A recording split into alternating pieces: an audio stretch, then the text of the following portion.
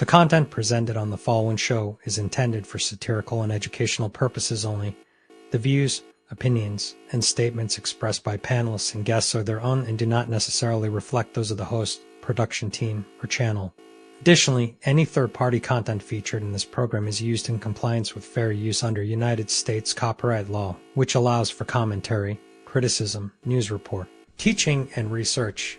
Viewer discretion is advised, and we encourage independent thought and discussion. Welcome, everyone, to the official debate section of the Charter Review. All right, I didn't come here to argue with you. Oh, yes, you did. We're having a debate. Debate ain't nothing but an argument. Doctor, can we relate? Can we relate? Can we debate? I want debate. I talk the cake. All about cake. Can we debate? Can we debate? Can we relate? Can we relate?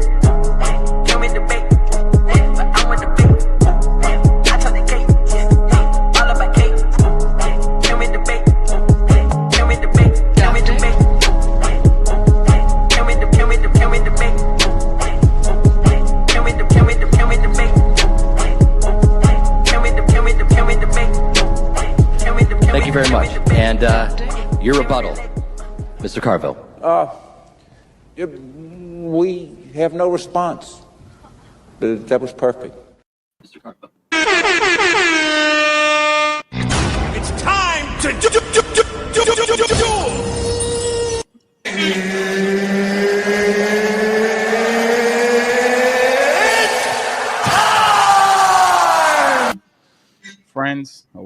Friends, welcome to the Team 30 show. After long kind of vacation, we're back. And we have a full house full of celebrities. I don't even know why I'm here, but I'm going to try to do my best and to make sure all these celebrities don't get their night wasted. So I appreciate every single one of y'all for being here. Thank you very much.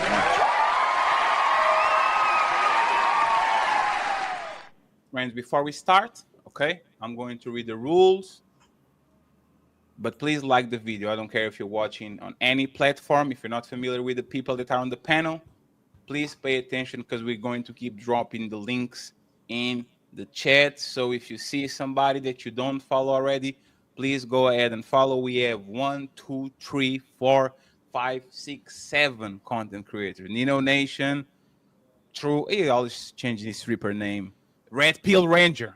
You got it on this place. You're not going to get away from it. NT, Mike Ball, Jake, Sean Antonio, John Aries. CJ is the only loser. He doesn't have a channel. He is here just to have fun. Shout out to you, CJ. Maybe one day. One day. He says one day. The topic of the show today is going to be the first 3 weeks of Donald Trump. First 3 weeks of Donald Trump. As you can see, the rules are scrolling down there, but I'm going to remind you of the rules real quick. You guys are veterans. We did a bunch of these before. We took a couple of months of break, but now we're going to have Rage in a Cage every week. So this is how we're going to go. 2 hour clock. 2 hour clock. Okay. First 1 hour and a half, regular debate on the back and forth where the moderators can give a little bit of pushback. The last 30 minutes, we are going to answer to the questions of the moderators / judges and from the chat every time they send a $20 question. Friends, $20, one question. Don't send $20 and ask why, when, who, how, because there's 4 questions, there's $80, okay? Don't try to bootleg the system. So we're going to start. As you guys know, the 2 biggest rules, Shadow Realm, $100 for the first Shadow Realm where everything goes, 20 minutes. If somebody activates the says Shadow Realm from $200, it's going to be inside of the 2 hours because we have things to do after the show and we are bouncing. The last one, replace a moderator. If you don't like the job that one moderator is doing, you can always replace them, sending $150, okay? You can bring the moderator back for somebody that you don't like. Okay, you can bring the moderator back for somebody you don't like. You say, hey, I didn't like that Red Pill Ranger went to the fourth role. I'm going to bring him back, and instead of Nino leaving, Red Pill leaves. Okay, y'all can do this. So if you want to summon a new moderator, now right now is Nino Nation in the corner. Okay, Nino is down there. All right, Nino. You can summon him.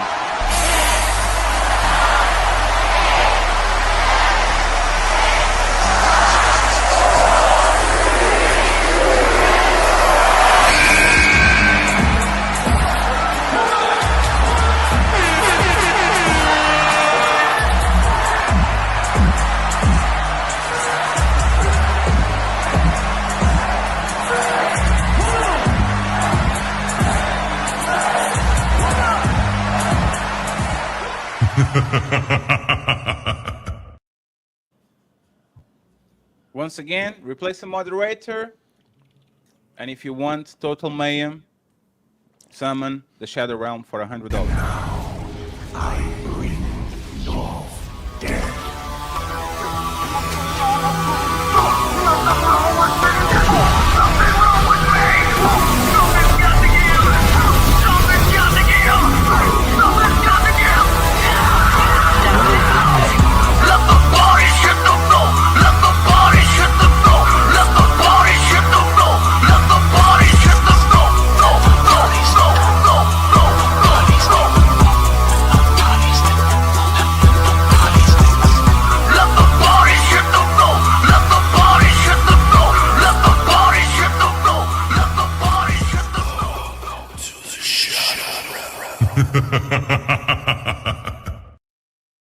Already 120 people in all platforms watching the show. I appreciate y'all being here. If you are from our side, Wakanda forever. If you guys are from Valhalla, I appreciate y'all too. Thank you very much for being here, friends. Any question when it comes to this debate, fellas? Are y'all ready to go? Yeah, I'm ready when you guys are. Uh-oh. Ready, baby. That sounded like some fighting words. No, I'm just ready when everybody else is, man. Shout out to Zyrex and You came to fight, Donnell. Bro. I appreciate y'all. Shout out to Zyrex and Donnell for the memberships. We are going to read the memberships at the end of the show. $20 and up. We read it by the last 30 minutes. The hamburger fund and the cash, the hamburger fund and all that, we kind of figured out later. So friends, it's time. It's time. And I don't know where my cage is because I didn't use it for so long. I have no idea. Here we go.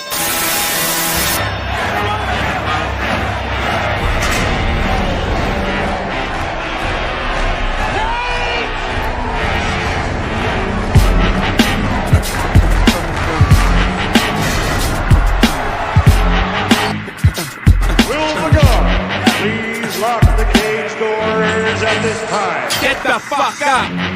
Simon says, get the fuck out. No, you're going nowhere. I got you for 3 minutes. 3 minutes of playtime. Ah! So friends of friends, let me roll the wheel and see what starts. And then we go from there. Let me put it here. Uh-oh. I'm like, that ain't none of us. Damn, that has nothing to do with this shit. Damn, that's crazy. Here we go. No.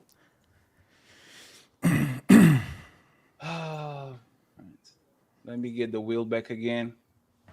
Here we go. Okay, so here we go.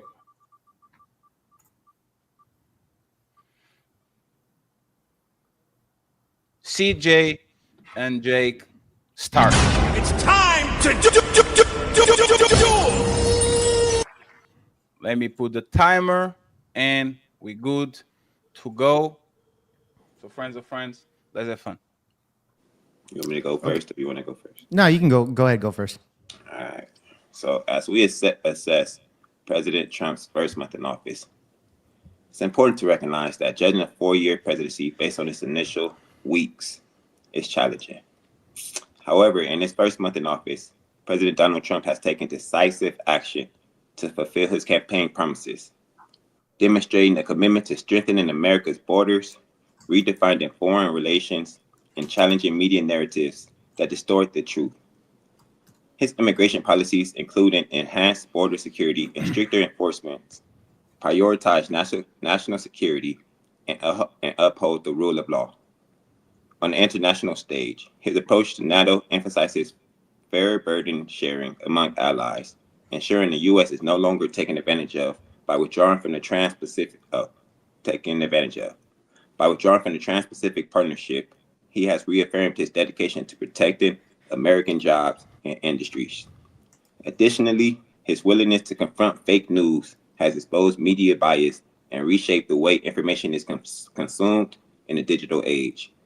In just a few weeks, President Trump has proven he is serious about delivering results, making it clear that his administration is focused on putting America first. Awesome. Yeah. So as we analyze Trump's first month in office, you got to kind of have a compare and contrast, because obviously Americans voted Donald Trump as president for a reason, right? We had massive inflation. We had 2 proxy wars under Joe Biden. We had Kamala Harris, who could possibly have been the first female president. Donald Trump, on the other hand, represents a lot of what especially males want especially males that want in a president, which is leadership, which is masculinity. Donald Trump replicates all of that by far, including, of course, the first president that's really the most transparent president that we've ever had. By live streaming all of his executive orders, he's consistently talking to the media. And Donald Trump, of course, with the Doge administration, has exposed on where our tax money is going to, and it's a lot of money going to places that many of the people of America don't want. And I think that's massively important, is to have a president that's as transparent as Donald Trump. This is why Trump, even his first month in office, has proven to where his approval rates have gone so high compared to what his last administration was, the highest it's ever been. And we see the tides turning, that more people identify as Republicans now than they did as Democrats, especially back in 2017 and 2020. So the tides have been changing, and Donald Trump is an answer to the culture war that we've been fighting this past decade. John And Henry, with that, I'll yield the rest of my time. thank you very much. Jake and CJ. John Henry. So looking back at that, Donald Trump is what you look at as being that kid who will shake the ant farm, and then once the ants start falling out, grab the magnifying glass and then make sure that he can burn as many as possible on the way down. So people look at Trump as being someone who has brought forth a status, who has brought forth some type of organization, who's brought prestige. But in actuality, what we continue to see are the Republicans using legality to hide Trump's accountability from any type of justice. Now, when it comes to looking at him as far as being a president, he is more or less disruptive. His policies in the first month have been nothing more than to undo without having anything in place. This has been similar to where he has spoken about for the last 5 to 7 years of undoing Obamacare. There was always something that's coming the next week, wait for it, but there was never anything to show for it. Anything that he did speak about that he wanted to replace, there was nothing that was ever on the back end to actually do that. So when we look at the policies that he's putting in place right now, again, such as Doge was something that he created with an executive order. But under that executive order, there was nothing that actually stated that that was a federally mandated program. So what we see now is Trump using EOs just for the purpose of saying, what can I create with that before there's any pushback from that? Now, standard looking at it from a perspective of what's happening right now, we have individuals who have not been vetted through any type of background check. Normally, anyone who's looking to be a part of government or even to be in the military is required to have a background check to gauge how susceptible you are towards theft of government property, theft of funds, or just pretty much whether or not you're going to be loyal to the United States. So when I think of Donald Trump, I think of contentious behavior, adversarial conduct, to include also duplicity as well. So I'll rest that for right now and let Sean have a moment to speak as well. Thank you very much. Sean Antonio. Yeah, so Donald Trump is a terrible businessman, and he's a common thug from New York. He's a thug in a suit. Most of what he's doing is reminiscent of all the great things that our great Italian friends did in New York City, and he wanted to bring that to Washington. God bless Donald the Trump. He's terrible. Damn. This is going to be interesting. This is going to be interesting. This is going to be interesting. Since CJ and Jake started, I want Sean Antonio and John Henry to say, to explain to us why Donald Trump is doing a bad job on the first 3 weeks of his presidency.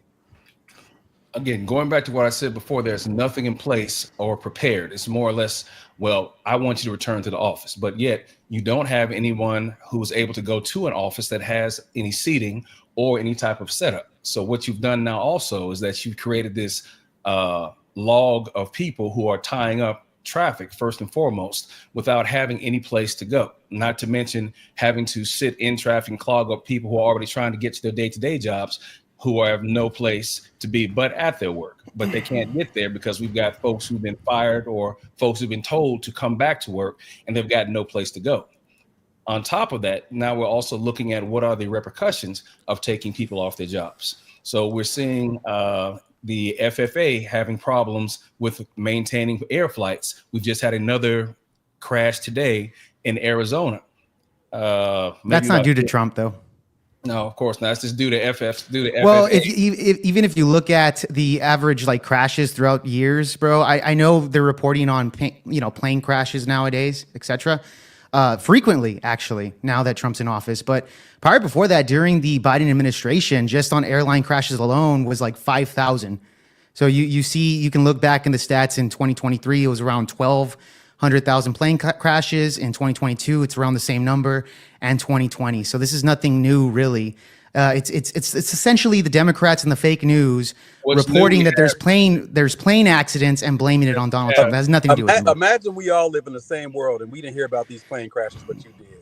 Well, you obviously didn't, so that's why I'm saying like you have to kind of. We got to go one mic, right? One mic, fellas. One mic. Don't worry, because I will moderate. Okay. All right. So again, basically, what we have here is that when we did have these type of accidents, we did not blame it on some type of misappropriated acronyms such as DEI. If accidents did happen, then we take the blame for the agency who's responsible for that. There was no outside influence used to divide people by stating that this was based on a particular action. So again, Donald Trump is an opportunist who will look for some type of action that he is pushing in order to make blame to it. In 2018, we had the migrant caravan, but a few weeks after the midterm, nothing was said about that.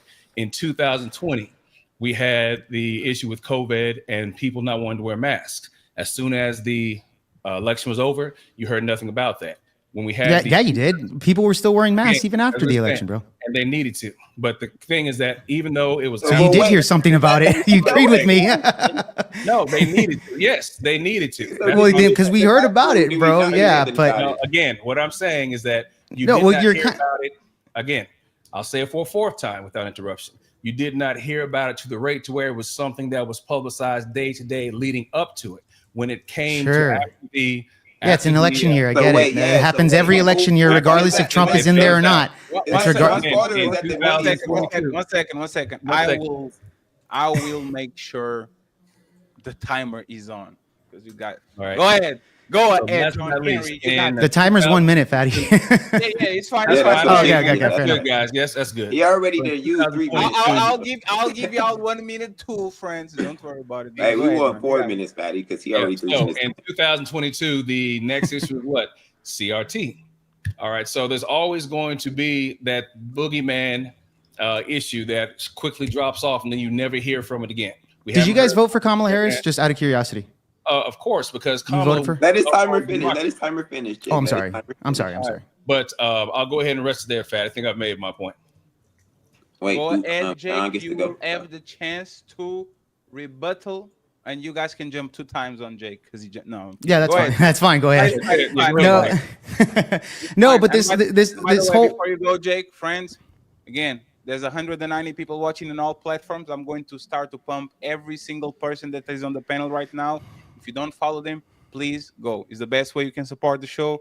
Better than money, better than bitches. Thank you. Go ahead. There you go. Oh, yours, Jake. Yeah, so this whole idea that it's Trump's bad and everything's Donald Trump's fault. All of a sudden, airplanes crashing is Donald Trump's fault when we can clearly see that if you look back at it, yeah, plane accidents happen all the time. We can look at the numbers on that, right? I guess apparently I'm the only one that knows this information, but it is what it is.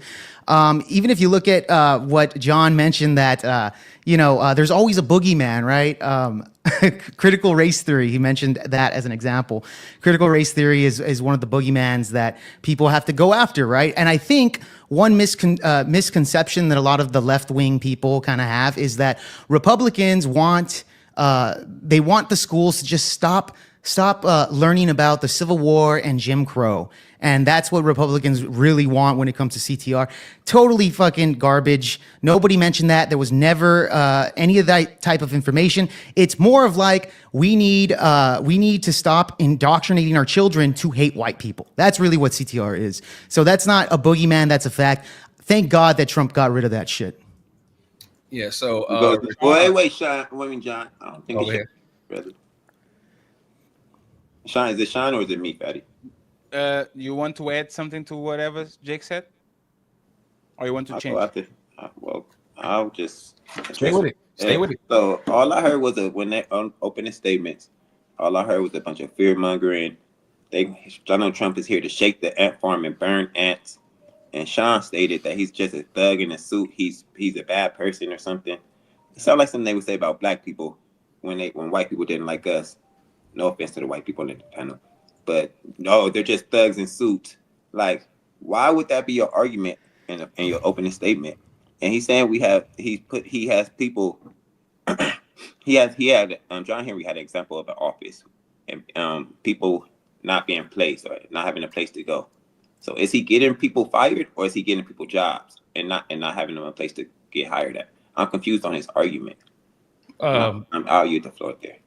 Yeah, so if you're following, there are people who've been demanded who were working remote who were told to come back to the office. Now, those people were coming back to the office to no place to sit, no computers, nothing was set up to maintain their presence. Hence, there was no thought into what they were going to do with the 4,500 or so workers who had been working remote for the last 2 to 4 years. Instead, you get back to the office now or you'll be fired. And the majority of them came back. There was no place to sit, but they were still fired anyway. Or at least if they were in the probationary status. CJ, your mouth is moving. No one can hear you. No, I had to call my girl and tell her that I was doing something. All right. But that was the basis of that, CJ. People were called back to work.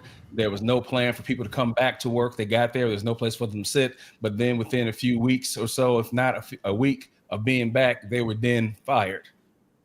So they did have a place to go back to. No. I rest my case. Go ahead, Fatty. All right. So, okay. Yeah, you probably should rest your case. Sean Antonio, go ahead.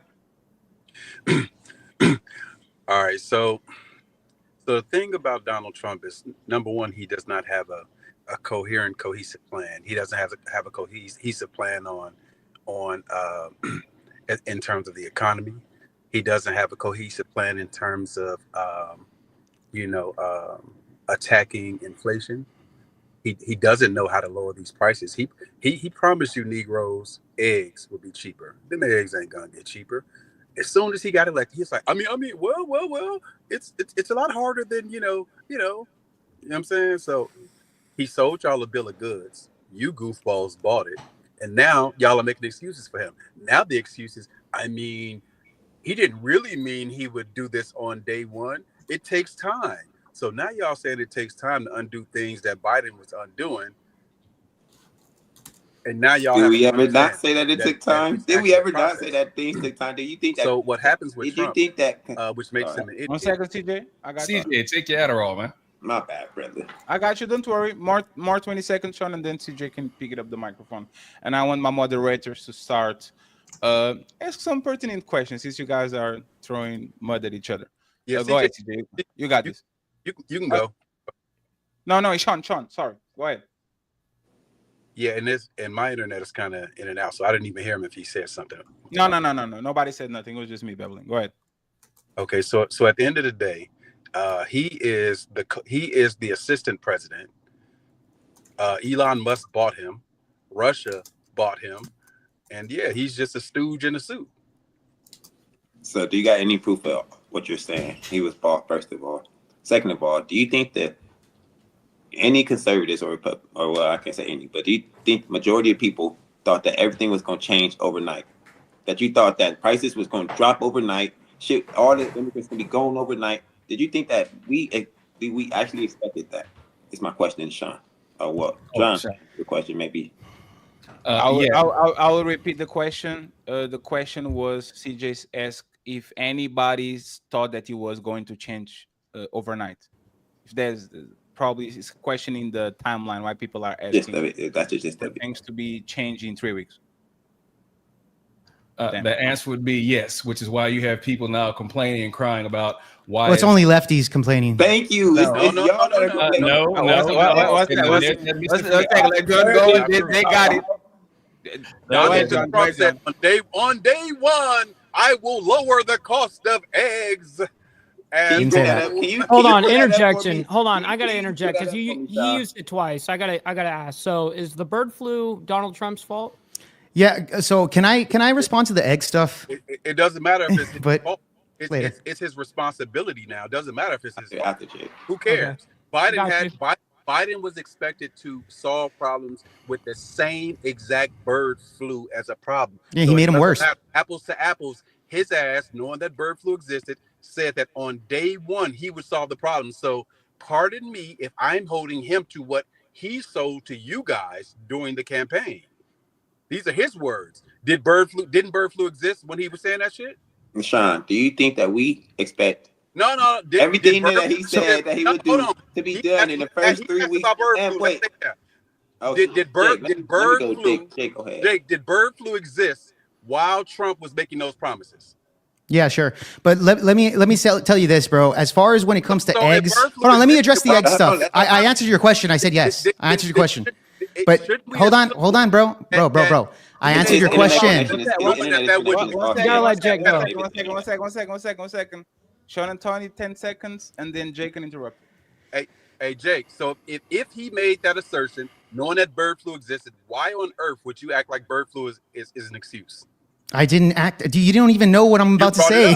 You didn't even know what I'm about to say. You brought it up. What are you talking about? You brought it up. So really quick. You brought it up, bro. You're the one that brought up bird flu. So let me respond. Yes, you did. It was literally right now. I didn't bring up anything. It was actually me that brought it up. I was just asking a question. Well, yeah, okay, fair enough. But nevertheless, let me address this egg shit because it's fucking retarded. The price of eggs, it's obviously Donald Trump's fault. First off, after Trump left office his first term, the average price for eggs overall was $1.41, okay? Now, if you look at the price of eggs in December, it's $4.15. Then the latest study that came out in January, while Biden was still in office, right now, the average number for eggs is $4.95, okay? That came out during the Biden administration. You guys want to blame Donald Trump again for fucking eggs, bro. What the hell are you talking about? This is your only excuse on that. So again, and going back to this, there's multiple reasons outside of just the bird flu. Bird flu is one component. Another component of that is that Joe Biden ordered 100,000 chickens to be killed in factories that also raised up the price of eggs. Another third one was Joe Biden printing out fuck tons of money during 2020. I think it was 2021 and 2022. Time, bro. Huge overinflation as well, bro. A big combination for that, and funding two proxy wars too. Leave that one for me, Sean. Act because what can you address that? Am I lying? No. Look, you're lying. Correct. You're correct about what Biden did in terms of it being inflationary. See how I can concede a point, but can you concede the other points? No, hold on. I got you. Prior to Biden printing money, did Trump print exponentially more money? No. So you're trying to say he did give out the what do you call those? The checks. Trump's name on them. Yeah, I know. Didn't happen. You're trying to say paycheck protection plan did not happen under Trump. Is that what you're saying? I'm saying, yes, that did happen. But at the same time, money, yeah, sir. but that didn't lead up to the 20% of inflation that we had with Joe Biden, bro.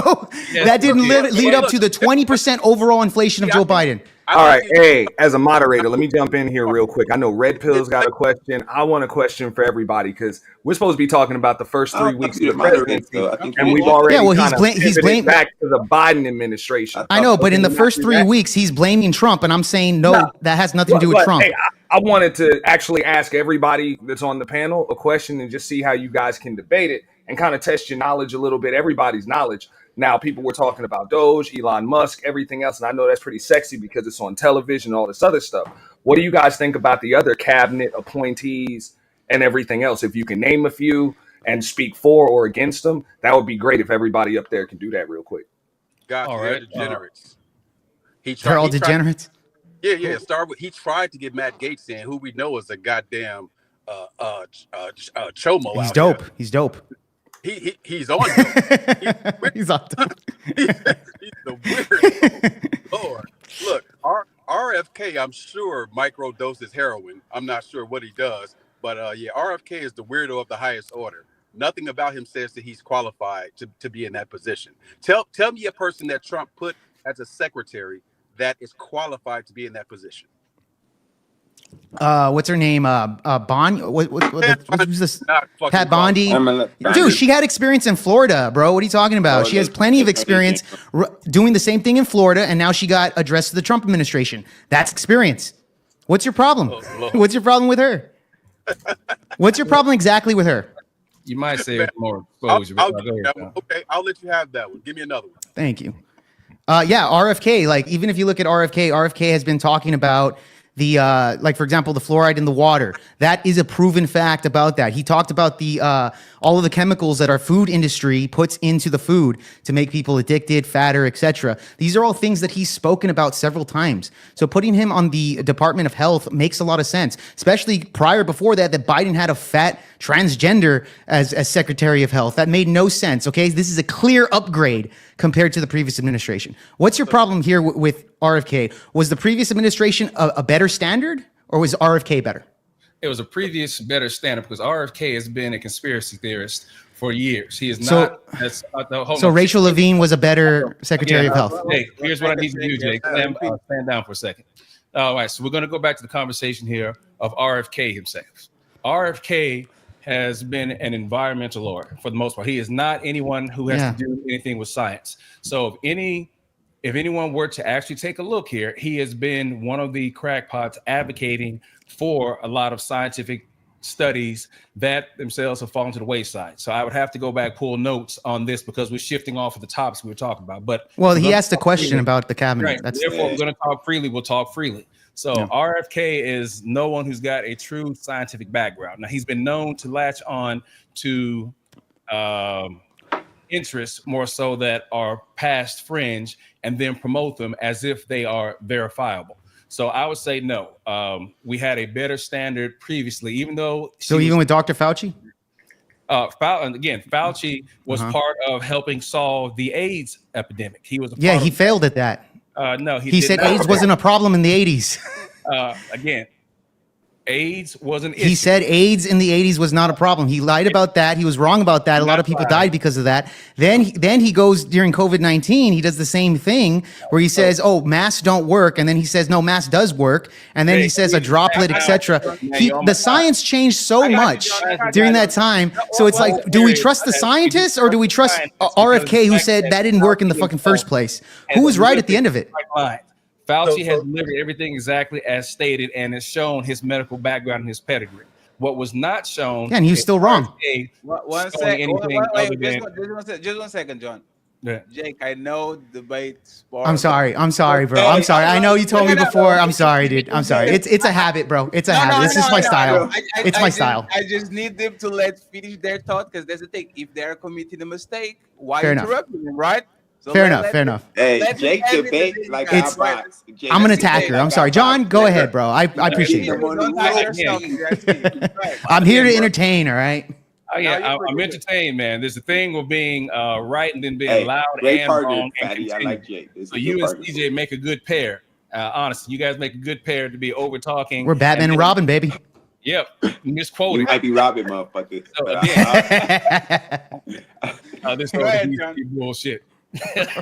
But anyway, once again, the fact of the matter is that if you were to put RFK in the same room with Fauci, there's no comparison as far as medical knowledge. See, this is the type of thing that you end up finding when you deal with folks. Wait, how do you know that though? Again, here we go. Let it finish. Please, God damn it. CJ, Sorry, your Adderall, CJ, take your Adderall. Jesus. And the That was reason my that- first interruption.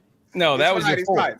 The whole reason here is that if you look at anyone who you put against the former Biden clan versus the Trump clan, what you'll find, it all goes back to dealing with Trump's whole mentality. Trump was never going to be better than anyone across the table from him. Therefore, they had to make everyone across the table look worse than him. So when you bring that into a fact now, you look at who they're putting in these positions. Again, RFK was never a scientist, but he wanted to be one. It's just like Rand Paul, same particular deal. He was not anything more than an ophthalmologist, but swore he knew everything about COVID or any of the diseases that were showing themselves to be a problem when it was claimed that it'll all just go away. I'll rest my case. Go ahead, Jake and CJ. Yeah, CJ, you want to go or? Go ahead, Jake. You could go respond. Yeah, so going back to the Dr. Fauci, Dr. Fauci incident here. So John is saying, look, we shouldn't trust, Robert Kennedy Jr. because obviously he doesn't have a background in science. So therefore he's a conspiracy theorist. This is, and again, this goes back to how the FBI really coined the word conspiracy theorist in order for people to get shamed so that others won't actually believe these individuals after they actually shoot out that. So this is something that's coined, especially by the mainstream media, etc.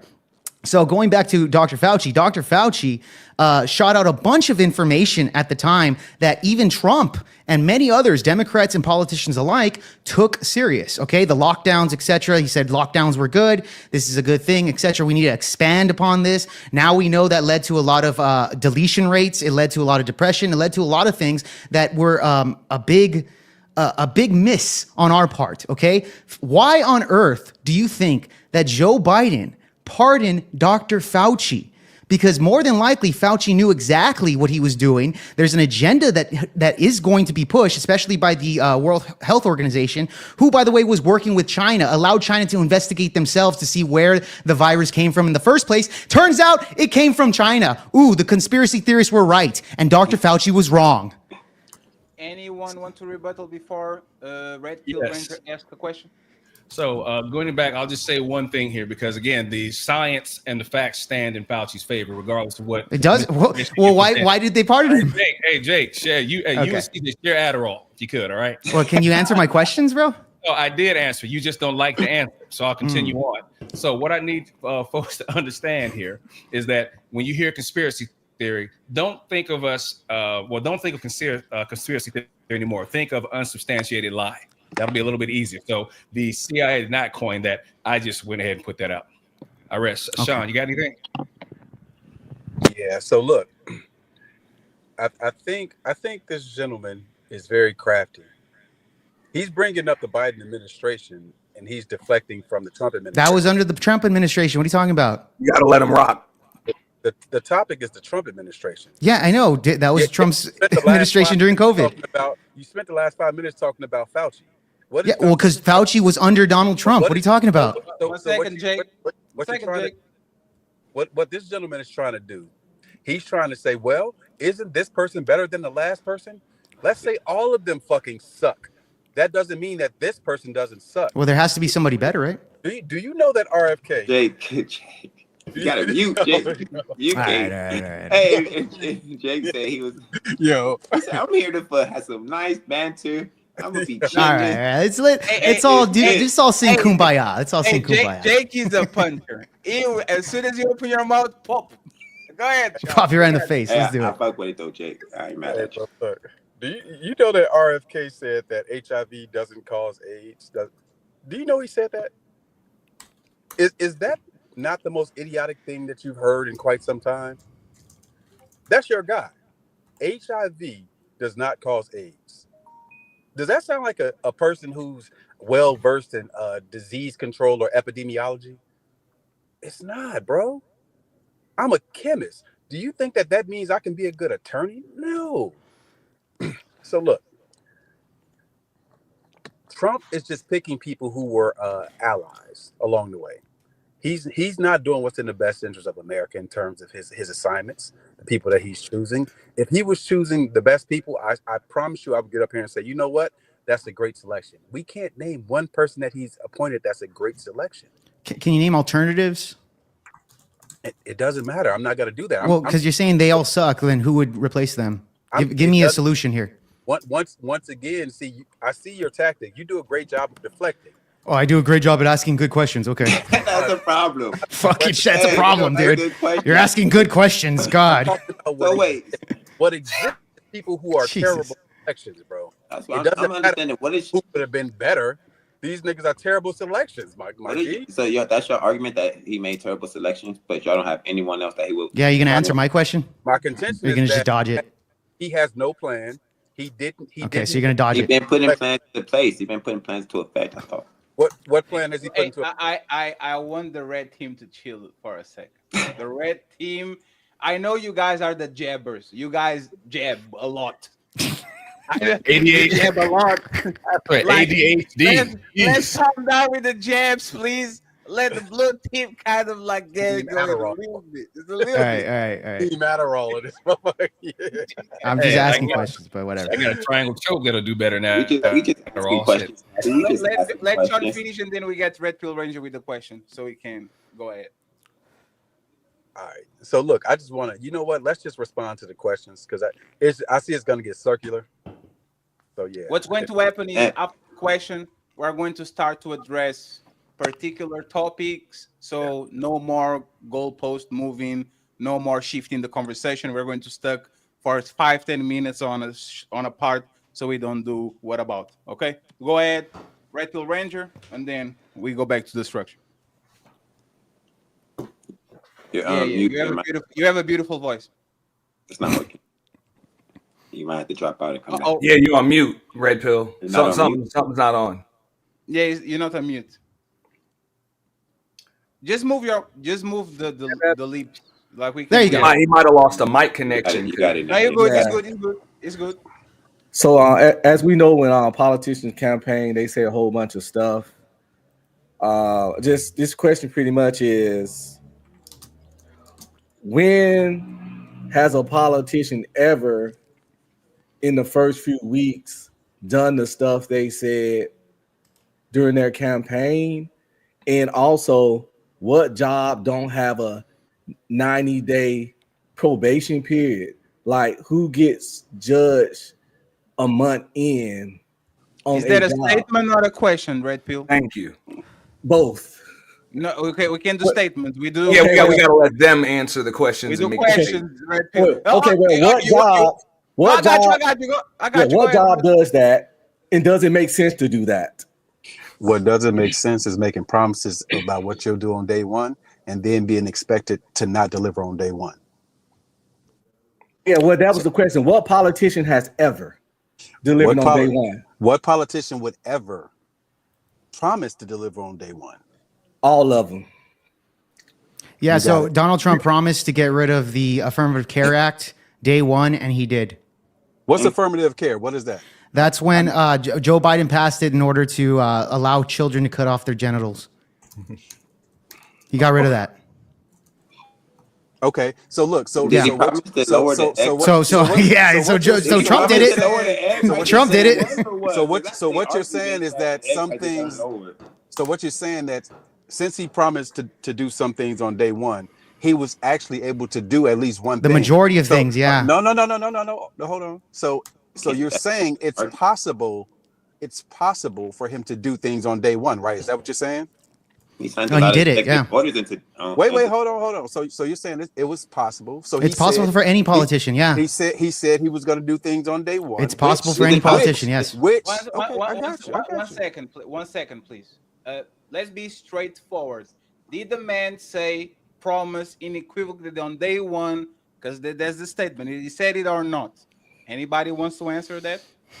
Did he say it or not? That soon as you get into office, he's done with the problem. Did he say it or not? Because if he said it or don't, like if he didn't, we move along. Well, the He exact did not say everything was going to be everything gonna be fixed right when I get in office. He did not say that. He Like, said, I'm going to everybody- work for you. Well, he made multiple statements saying, I'm going to work for you on day one.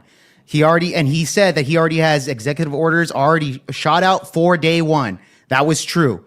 Okay. He also said that as far as grocery price, he didn't say anything about eggs. First off, just FYI, he said he's going to start slashing grocery prices day one. All right. Now he has a big thing to inherit right there in order to do that. But that is true. So just to clarify, no, he didn't talk about eggs, bro. He said grocery prices, right? Yeah, to slash grocery prices. Okay, right, on day one. That he's going to start it. That was a roundabout way of saying yes. He said he would do that on day one. Yeah, he did. He started. I got you. I heard you. I heard you when you answered the last time. Right. Yeah. Right. He said he was going to do that on day one. Then did he not proceed after he got elected in his interview to say, well, it's a little bit more complicated, and it's going to take more time. That was before he went into office, but yeah, he said that After he got elected is what I said, right? Yeah, after he got elected. Yeah, fair enough. But yeah, he did state that it is going to be much more difficult. But I mean, that's true though. Where's the lie in that? Relax. I got you. So during the campaign, he said that day one, campaign stop after campaign stop. Day one, I'm going to lower energy prices and gas prices and grocery prices. And then once he got elected, he's going to start working for you to do that. In his first interview, to your point, I agree with you. He then backpedaled and said, "Oh, it's a little bit more complicated than that." So if it's more complicated than that, then why wouldn't it have been more complicated in y'all mind for Biden to do it too? So wait, so you thought that we thought day one when he got elected, when he got inaugurated, that the prices of everything were going to drop, going to be slashed. I thought that he was telling the truth. What you mean? That makes sense to you. I believe liberal. This is that's my question. Did he not say it? Like he said it, right? I guess he said it. Me and your debate partner just agreed that he said it. No, I didn't agree to that. I said he's going to work for us. He's going to work for us on day one. Hold on. He said, I'm going to start work. Groceries. No, no, you're not listening. Sean, you're not listening, bro. You're not listening. You're not listening, bro. I listen to him. I don't have to listen to you. I listen to what he said. Okay, well, I'm telling you what he said, and you're you're lying. You're lying. No, I'm not lying. Hey, look, I'm gonna pull it up in the meantime and send it to Iso, we are going to move along because y'all agreed and then y'all disagree now again. Let me get Mike Ball and Nino, and then NT takes over because he's hyper prepared. Okay, Mike Ball and Nino. Any question for the panelists? NT, and then you guys can have it. 1-on-1, 2-on-2. Yeah, I got a question. I noticed that you guys are, fairly well versed in the topic, and I just have a question regarding tariffs. Do you think that this is a positive or a negative for Americans? Negative. Yeah, positive. And why?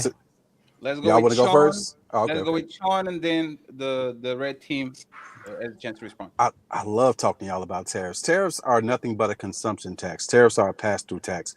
What happens, me as a business owner, if I import something that costs me $1 million, and if there's a 25% tariff on it, that's going to cost me 1.25 now. There's no way, especially with a lot of industries having thin margins, there's no way that I'm going to absorb that cost. I'm going to pass that on to CJ and his dance partner over here, which means it becomes a consumption tax. Mexico don't pay for it. Canada don't pay for it. China don't pay for it. The American people pay for it. So if you think, and Trump even said this now, I watch and I listen every single day. He said, yeah, there's going to be a little bit of pain for a little while. He said there's going to be pain for a little while. And that pain doesn't mean pain to companies. It doesn't mean pain to the government. It means pain to the American people who put him in with a mandate to lower prices. Now, when he says that there's going to be pain, quote unquote, for some time, he can't control how long, because he doesn't control the price of gas. OPEC does that. He doesn't control the price of produce and things like that. So pain, yeah, it's going to come as a result of his tariffs. They're inflationary. Okay, Jake? CJ, you want to go or myself? No, you got that one. You got it. Yeah. Okay. So as far as like the tariffs go, Trump tariffs were already a thing even in his first administration. In fact, Joe Biden even kept the Trump tariffs on China, FYI. going into this next administration, he's talking about tariffs, usually as a negotiation tactic, right? So, for example, Mexico, and there's a big issue with the border, Mexico doesn't necessarily enforce their border laws the same way that Trump is going to do for the United States. So what does Trump do? I'm going to put a 25% tariffs on your ass unless you help me out with the fucking border. This is called negotiation, all right? Then he did the same thing with Canada. Canada has a whole bunch of issues over there with Justin Trudeau. This is why his approval rate fucking sucks. So yes, he did the same thing on both sides of the border in order to get help from our neighboring countries. This is logical thinking here. Now, if you want to look back on even when we look at the surplus of the trade war of the entire world, surplus, bro, the United States doesn't even rank in the top 20 countries of surplus. Okay. They don't even rank in the top 20 countries. You know who's number one in surplus? China. China with fucking 8 billion surplus, bro, where they have gained $8 billion from the world compared to what they've given back. Now let's compare that to the United States. All right. The United States is at a negative surplus of 1.1 trillion fucking dollars, bro. In other words, we've given $1.1 trillion to the rest of the world compared to what they've given back to us.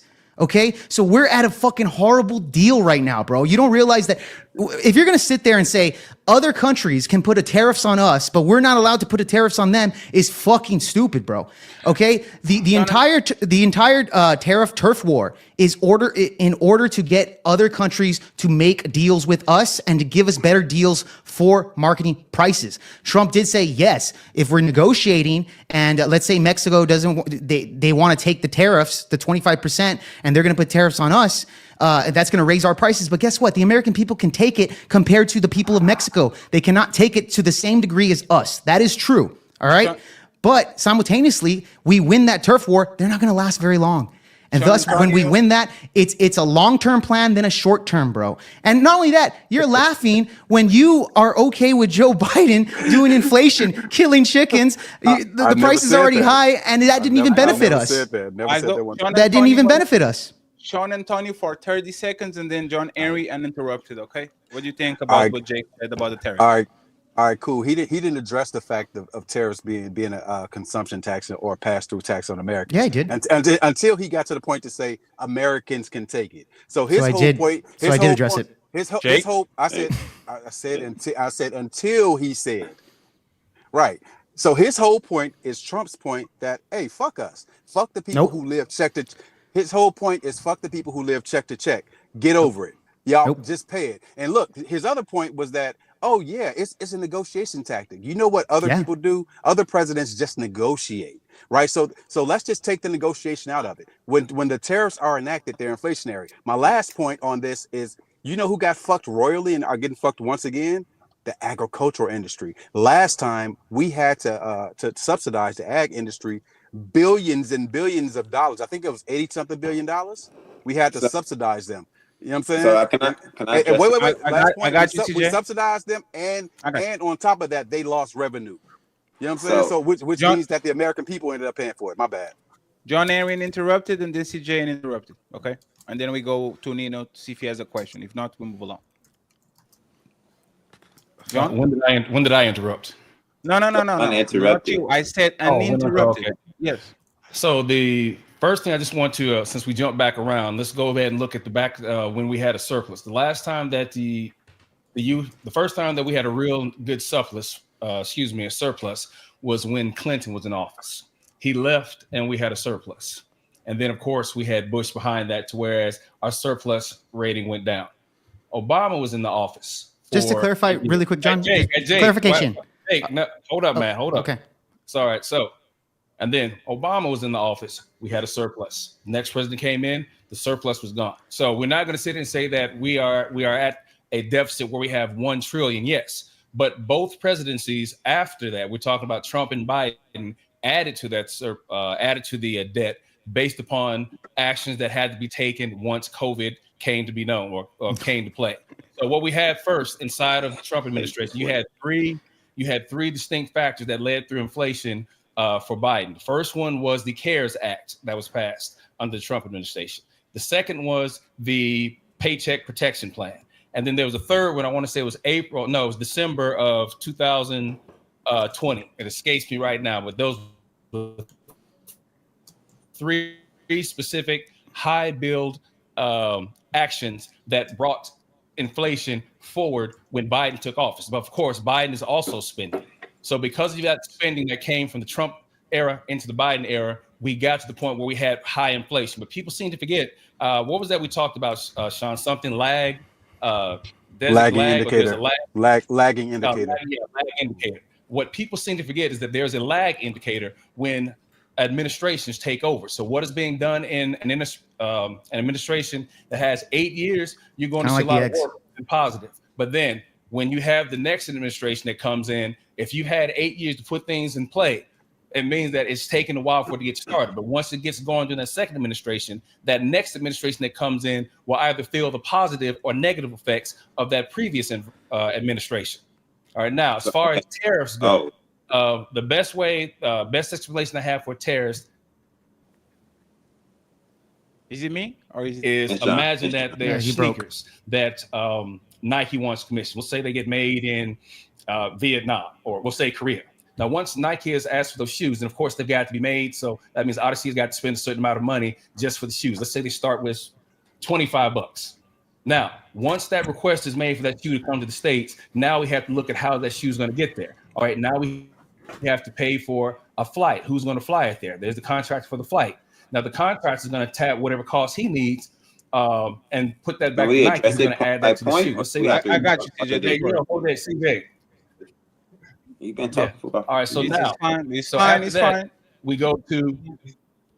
After that, we go to now. We have the cost of what does it take to get the plane back to the States. We need gas also. So there's fuel. All right, let's tack that onto the shoe. So that's another $20 or so, $30. Then when we get the shoes to the States, we got import tax. All right, so there's that import tax that's got to be added to that. Let's add some more money to what the cost of the shoe is. And then finally, you got that trucker who's going to have to bring those shoes to whatever outlets that it needs to go to. So therefore, that individual is going to have to charge money for what it costs him for fuel to bring that to where he needs to go to. So when that time that shoe gets there, everybody has put their cost in to make sure that they get their money from that, which comes back to, as Sean was saying, the consumer. Go ahead, CJ. Jesus. All right. So my guy Jake is well. That wasn't even an argument, bro. But well versed in the information, and I argued the logic. So Sean said, "What did other presidents do? They just negotiate. They negotiate without a negotiating tactic. This makes zero sense."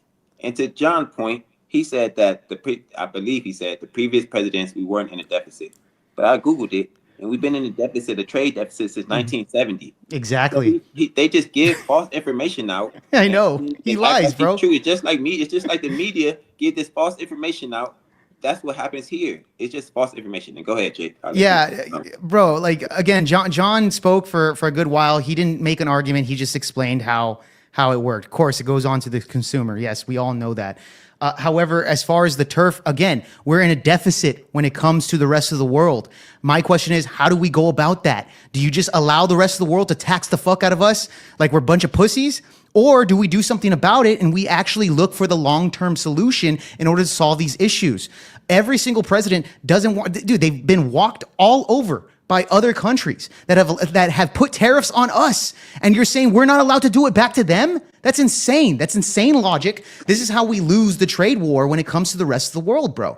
Like, I don't see, okay, look, I don't understand y'all's logic when you say this is a bad idea from Trump. Okay, this is a business idea from Trump that says, look, I'm here only for 4 years, but we need to make a movement to where we're going to go out there and negotiate properly with other world affairs in order to get better deals for us, the American people. This is a one component in order to kind of get it up and trade down the trade deficit and start getting us into a surplus, like the way China is. This is easily possibly done within a decade, bro. Within a decade. You guys got to look at a long term. I don't know if Sean and John, I don't know if you guys have children. I don't know if you do. Do you guys have children? Sean, you have children? John, do you have a child or kids? No, I don't have kids. He doesn't. Okay.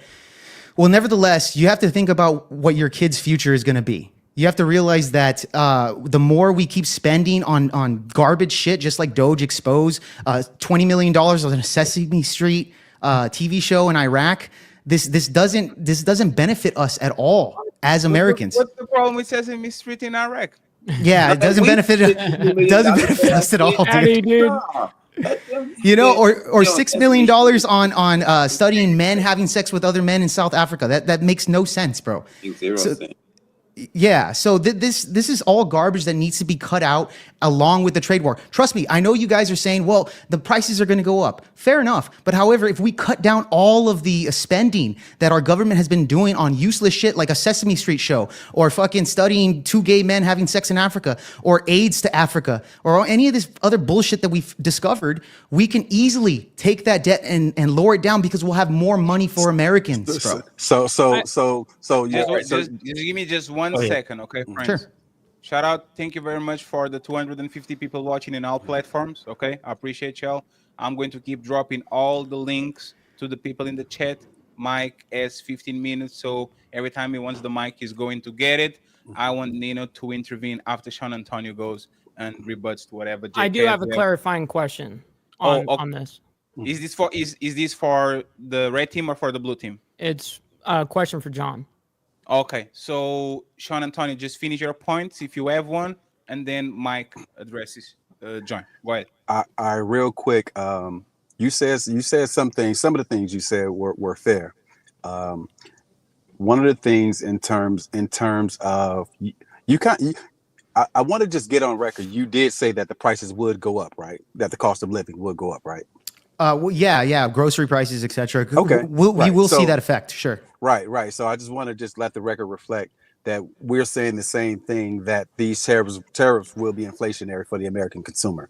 I just wanted to make sure that was true. Now, Trump pulled out of the TPP. TPP was going to give us more access and cheaper access to Asian markets. You know how many people are over there? You know what I'm saying? So most of our companies want that market. So that alone, being able to export more, that lowers the trade deficit. If you think about it, right? The other thing too is using incentives to get companies to repatriate, to manufacture now, which is one thing I'll give him credit for. He talks a lot about the tariffs, but one of the things that they're doing right is they are offering tax incentives. So that part that they're doing is right, which that's going to be the effective part more so than the tariffs. The tariffs won't be effective. The incentives, yes, that's correct. So that's one way that you can lower the trade deficit. My last point is that you can't tell me that you plan to cut $1 trillion in spending because you want to lower the national debt, but then your tax cuts are going to cost about $6 trillion. It doesn't make sense. All right, let me address the TPP thing because I looked this one up. Help me. CJ, if you can be brief, I would appreciate it. Okay, Yes. Mike, and then Nino. All right, so the TPP, it was a problem for the Americans because of currency manipulation, which occurs when the country depresses the value of their money so they can get trades. They can sell their trades, their goods for cheaper, which is a problem for Americans because we're like Jake said, our deficit is $1.1 trillion. So we need more exports and less imports. But with the currency manipulation, it drives down the this is why everything's made in other countries. Because it's cheaper to do it there because of currency manipulation. We need to bring back the jobs here. And they can sell their goods for less as opposed to us. So that's a problem for us. So Trump is doing the right thing. So John, okay, so the question is first of all, were you talking about the national deficit, or were you talking about the trade deficit at first? Because pertaining to, well, when you were speaking last, that's one of the points that you brought up was the the deficit that we have, and you actually quoted a time during what, Bill? So, Bill Clinton and Barack Obama. Yeah, exactly. So, were you talking about the trade deficit, or were you talking about national deficit? That was actually my clarifying question too, Mike. Because because a deficit and national debt is two totally different things. Yeah, I think I probably put in the national deficit. That's probably what I had hit on because that's why. Well, you guys were talking a bit past each other, and I just wanted to clarify that. I think that's where it's switched around. Yeah. So just to clarify, I think I've spoken about Yeah, I think I mentioned the national deficit because the trade deficit, because that is still going to go up because each presidency is spending massive amounts of money, where it be the CARES Act, where it be affordable care, where it be paycheck protection, where it be COVID, vaccinations. That's still something that each presidency is going to deal with. So we can't act as if it's all on one person. It's a running tab. Mm-hmm. The national debt, right? The national debt, yeah. Nino Nation, uninterrupted. Couple of questions, and then we get NT to pick up the heavy lifting. Go ahead, Nino. I got a question kind of for both sides. Based on the 3 weeks that he's already put in, and by the end of his term, which is what, 4 years, what do you think that he's doing now or is going to do in the future that's going to either be beneficial or detrimental to the average American? Beneficial. Let's start with the red team, 30 seconds each, and then we go to the blue team, 30 seconds each. Okay. Well, I think trying to bring jobs back to the American people would definitely be beneficial to us. The terrorists will help. Oh, the drug problem, that's what the terrorists are for, I guess. So that getting the American people to minimize their drug use, I would say. And for the most part, we need jobs back in America. That's the most important thing. Jake? Yeah, so obviously with the last administration, we had record high illegal immigration. If you guys don't know, I am in South Texas, and we saw a lot of this. In fact, when it comes to ICE statistics, where I live is actually the highest in grabbing criminals, actually, that are around. It's South Texas, by the way. So we're near the border. So I think Trump obviously is going to be beneficial, especially to the people of my community, is sealing the borders and, of course, going back to the tariffs, making Mexico do their fair share in protecting the borders as well. And also doing the Remain in Mexico bill, which a lot of people come in and they seek asylum. The whole point of asylum is to go to the nearest country that you seek, right? So for example, whatever the nearest country is, that's where you seek asylum. Unfortunately, a lot of these people, like the caravans, are not going to the nearest country. They're coming all the way to the United States.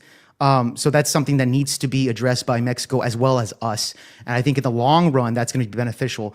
Now, sticking on the topic, just to be fair on things. 30 seconds, Jake. Yeah, just to be fair on things. One thing that I didn't like about his take on the H1B1 visas, that's another problem that I would. Yeah, that's another thing that I think I have a problem with, right? Just to kind of criticize my own side here. I think Sean did a little bit of that to where he agreed. So I'm gonna be fair and do that as well. So that's something that I think will take away from the work that he's currently doing. So just to answer your question. Sean, 30 seconds, and then John Henry. Okay. If he can use incentives, tax incentives to incentivize companies to build here, I think that would be good. In terms of negatives, in terms of he is doing more isolationism. We're used to being the police. We're used to being the people that are providing aid to other countries. One of our biggest exports is democracy. You know what I'm saying? Like it or not, we will tear down governments and we will build up governments. We do. You know, and a lot of times we have a lot of geopolitical interests. I feel like he's turning his back on geopolitical interests that leaves a vacuum for people like Russia and China to fill. We see BRICS and we see more nations wanting to join BRICS. We see people nations trying to de-dollar. They're trying to get off of the dollar. So in terms of making enemies of our friends, in terms of turning his back on the opportunities for strategic partnerships, he doesn't have that in him, and he doesn't have people around him who value that type of thing. So in terms of being an international powerhouse, I think he's going to make the United States take steps backwards. Also, he makes an environment that's conducive to stoking the flames that could lead to another civil war. And so I think that's going to be part of his legacy too. John? So I noticed a lot of what Jake is doing is adding a lot of propaganda here, where it's dismissive of some things that are factual.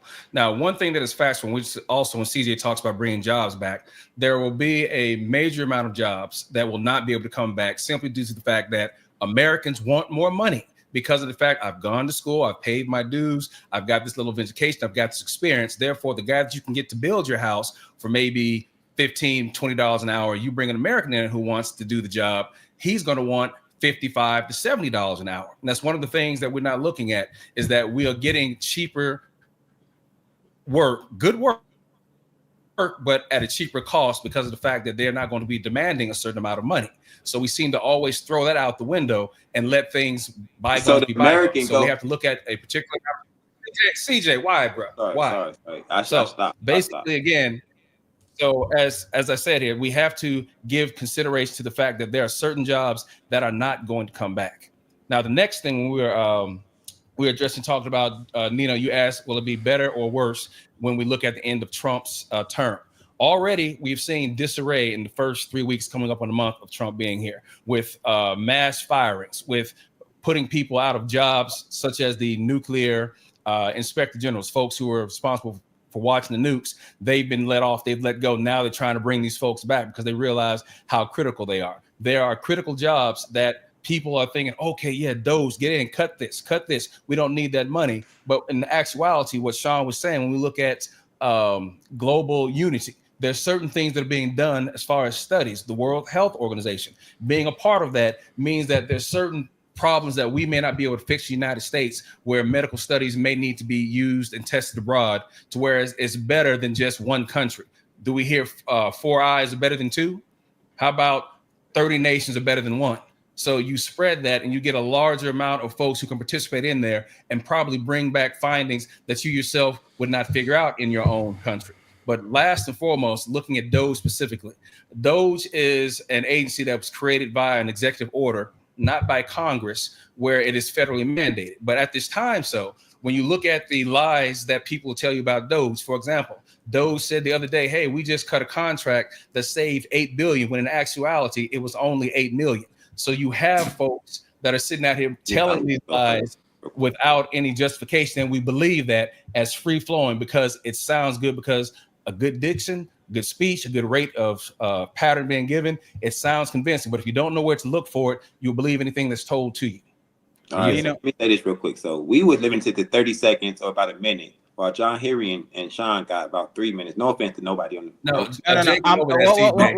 Let me clarify, because I'm the moderator. The same way y'all were jabbing them on the first 30 minutes of the show. They long-winded as hell. Is the reality is sometimes you give, sometimes you are the end, sometimes you are the face. Now this time you are the one being punished. That's craziness. Go ahead. I'm just explaining what happened. He went on a monologue because y'all are interrupting a lot in the beginning of the show. So go ahead. Now just So if we don't get people to build our houses for $15 and $20 an hour, they're only going to be able to. We're not going to get our houses built because the other people are going to charge $55 fucking an hour. That's not how business fucking works, John. That's not how shit works. People are not going to say, well, we're just not going to have houses. What kind of fucking world do you think we live in? Where people not going to be like what? So we're all going to be homeless? Because it's either $55 an hour or $20 an hour.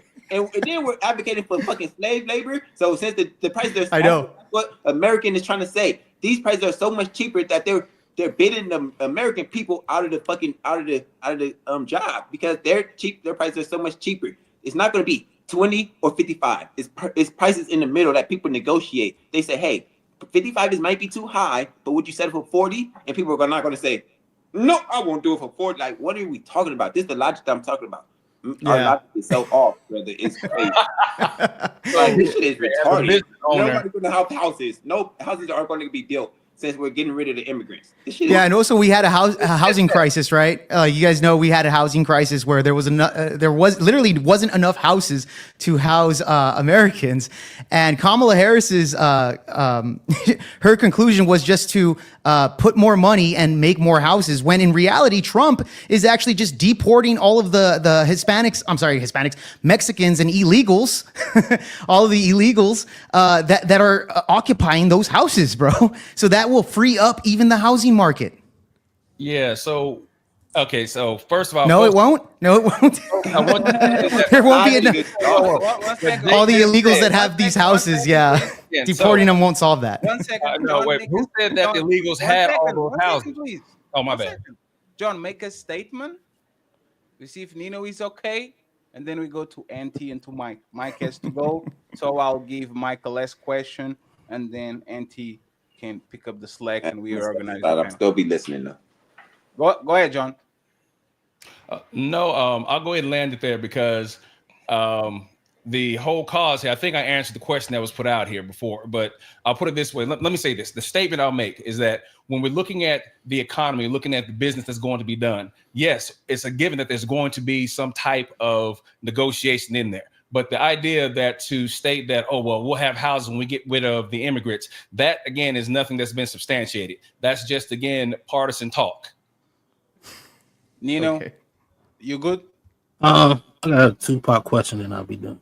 Based on what y'all said, right? And give me just one second, because Mike has, I think, Mike, you have what, 20 minutes, right, Mike? Yeah, no, Okay, I'm good. ahead. Go ahead. Let Nino go. Okay, Yeah. okay, just to make sure. Appreciate Go you. ahead, Nino, and then we get Mike and T afterwards. He is the boss. Go ahead. All right. It's a two-part question. First, specifically, what jobs are going to be freed up once you get rid of all the immigrants? Like, what type of jobs are those? And secondly, if those jobs are then replaced by Americans, I'm sure y'all agree that they'll have to pay more. Thus, that will cause them to charge more. So how does that help your average American at the end of the day when it just means the prices are going to go up? Let's go with the red team first.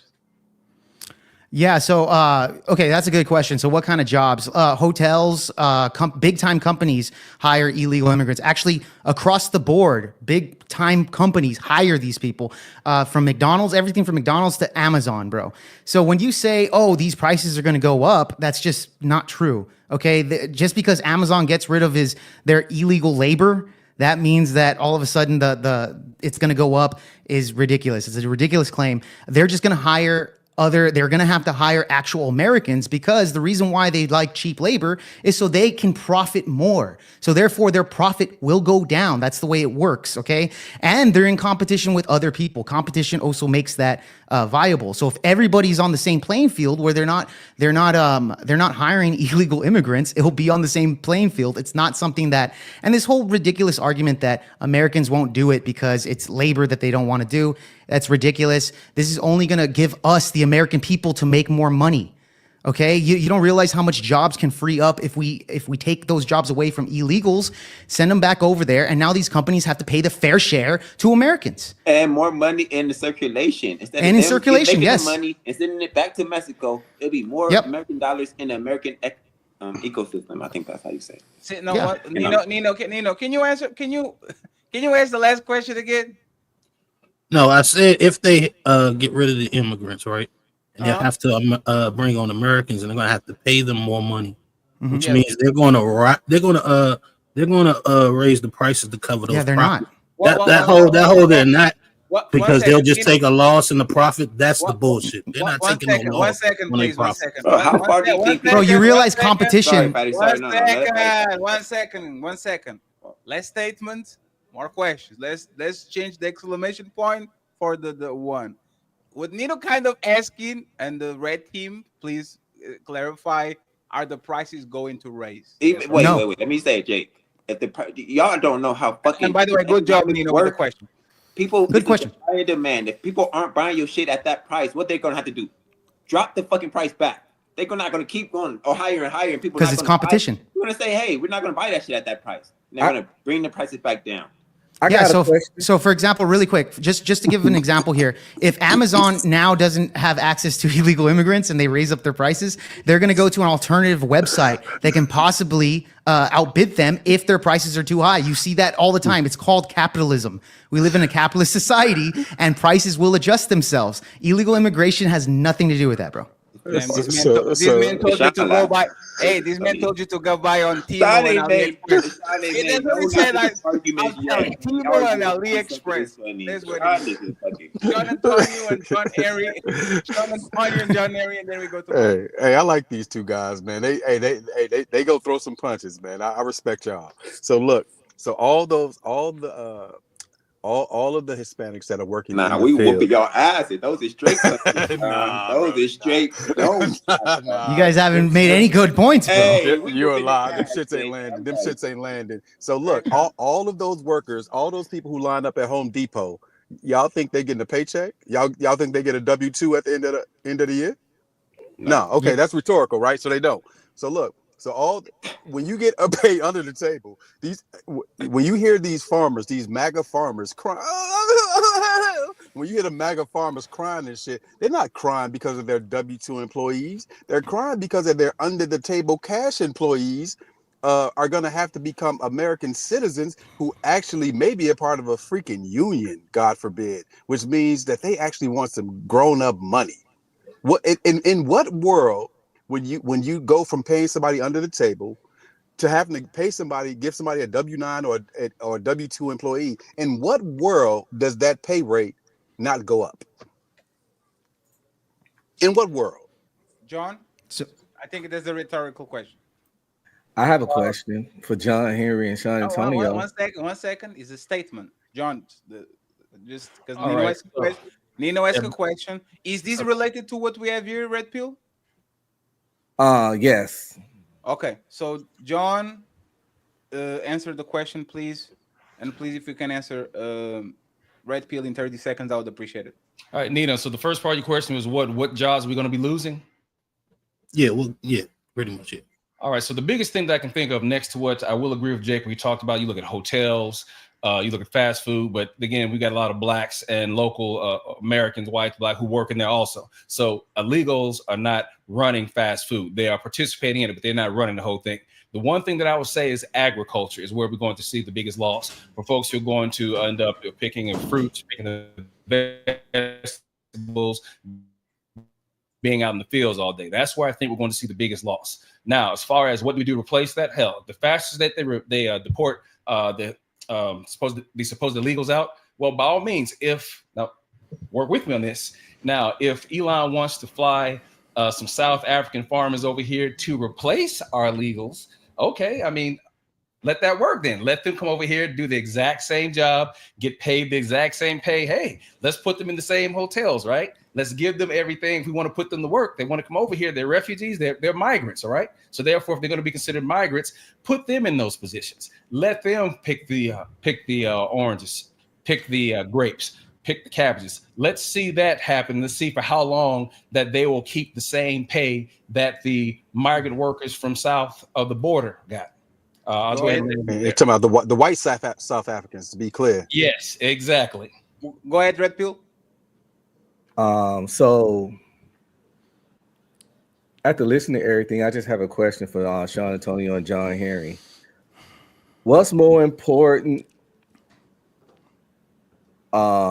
shit being cheaper or people getting underpaid in child labor, slave labor and child labor, or like China stuff going up for us? You know what? That's really a good question. The truth is, a lot of people, I would say most people, vote kitchen table issues, meaning they're struggling, they're hurting. And I'm talking about the white people in rural America. I'm talking about the black people in the hood that are struggling, trying to figure out how to make shit happen from week to week, from day to day. They're voting kitchen table issues. I don't give a shit if I'm broke and I'm on food stamps. I'm worried about getting evicted. I don't give a shit about a sweatshop in China. I care that my kid gang territories to get the to school. views of Team Ferry does not. Go ahead, Charles. You got this. I'm sorry. Right. I care about the safety of my kid. I care if we have enough food to make it throughout the week. I care that this parent has to sell part of her food stamps just to be able to provide for her kids and pay some bills. I don't give a shit about a sweatshop. I'm talking about them. That would be their mind. And then, to be honest, that would assume that most poor people even know about that. Why would they give a fuck about that more than they care about providing for their families? But so to answer your questions, no, they care about provide. Yeah, because I'm not a low information voter like what they consider most voters to be. So yeah, to that point, they don't give a shit about sweatshops, bro. They don't care if that shit was happening here.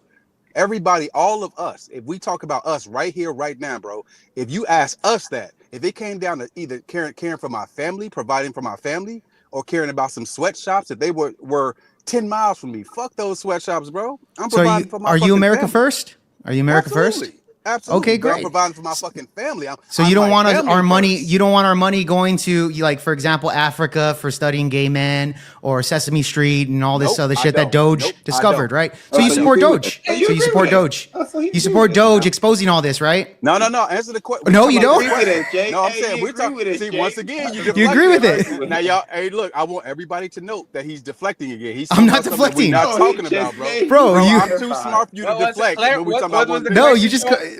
Repeat it again, Sean, so Jake can answer. What was the question?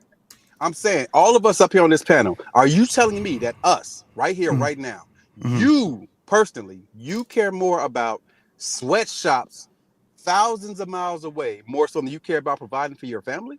I never made that argument. No. No, I'm asking a question. I, You no, said us no, on the panel. no, I don't give a shit about that. But I'm saying I Exactly. care about the American people, right? And the future of agree our with you children, on right? that. Great. No, I agree with so, that. so wouldn't No, no, tariffs? hold on. Stay right there. 'Cause Okay. We're trying to respond to the moderator's question. Great. His question was about that. He was talking about the people. Do the people care about the sweatshops versus, what No, they affects should them care personally? about the people And- in general, for especially long term. Right. Right. What I'm saying is, even using us up here on this panel, all of us care more about our families than we care about the fucking sweatshops. So Right. why would the greater why don't- community why not be don't- the same as us? Why So don't y'all why- have the same attitude towards the immigrants, to the illegal immigrants? Once Why again, y'all- y'all Yeah, deflecting. exactly, bro. Once again, So- They y'all care about deflecting, them more bro. than they care about I'm their just own answering his American question. people. So, I'm answering yeah. his question, dog. So why do you give a shit about these companies having cheap labor then, bro? That's gonna. Hey, I'm only answering questions from the moderators. When you think your opponent is committing a mistake, let them answer. Sean Antonio, the question was, why do you care about the illegal immigrants? If you don't care about these people on the other side of the planet, why do you care about the people that are not you or your community? The illegals. So Yes. so we didn't really broach that topic yet, and so y'all didn't get my official opinion on that. I don't give a flying fuck about Damn. a single one of them. Look, let me be clear about that Great. too. So you're Trump, No, fuck, no, I'm not that. No, not at all. bro. I mean, don't damn. give Build a wall, right? Damn. Are you for building a wall to Look, keep them y'all out? want me to answer or Hey, not? it's fine, Hey, Fred. you want me to answer or not? I don't give a shit about them either. Let's build a wall, get them out. Look. So let me finish my answer. I don't give a flying fuck NT, I about got them. Same. My problem is that the Trumpers, y'all care about the brown and the black immigrants. What let me just make my point. Let me make my point, and maybe y'all agree, because I agree with y'all. he's gonna and do I a don't give race shit thing. about them. Okay. No, I'm He's gonna serious. do a race thing. So look.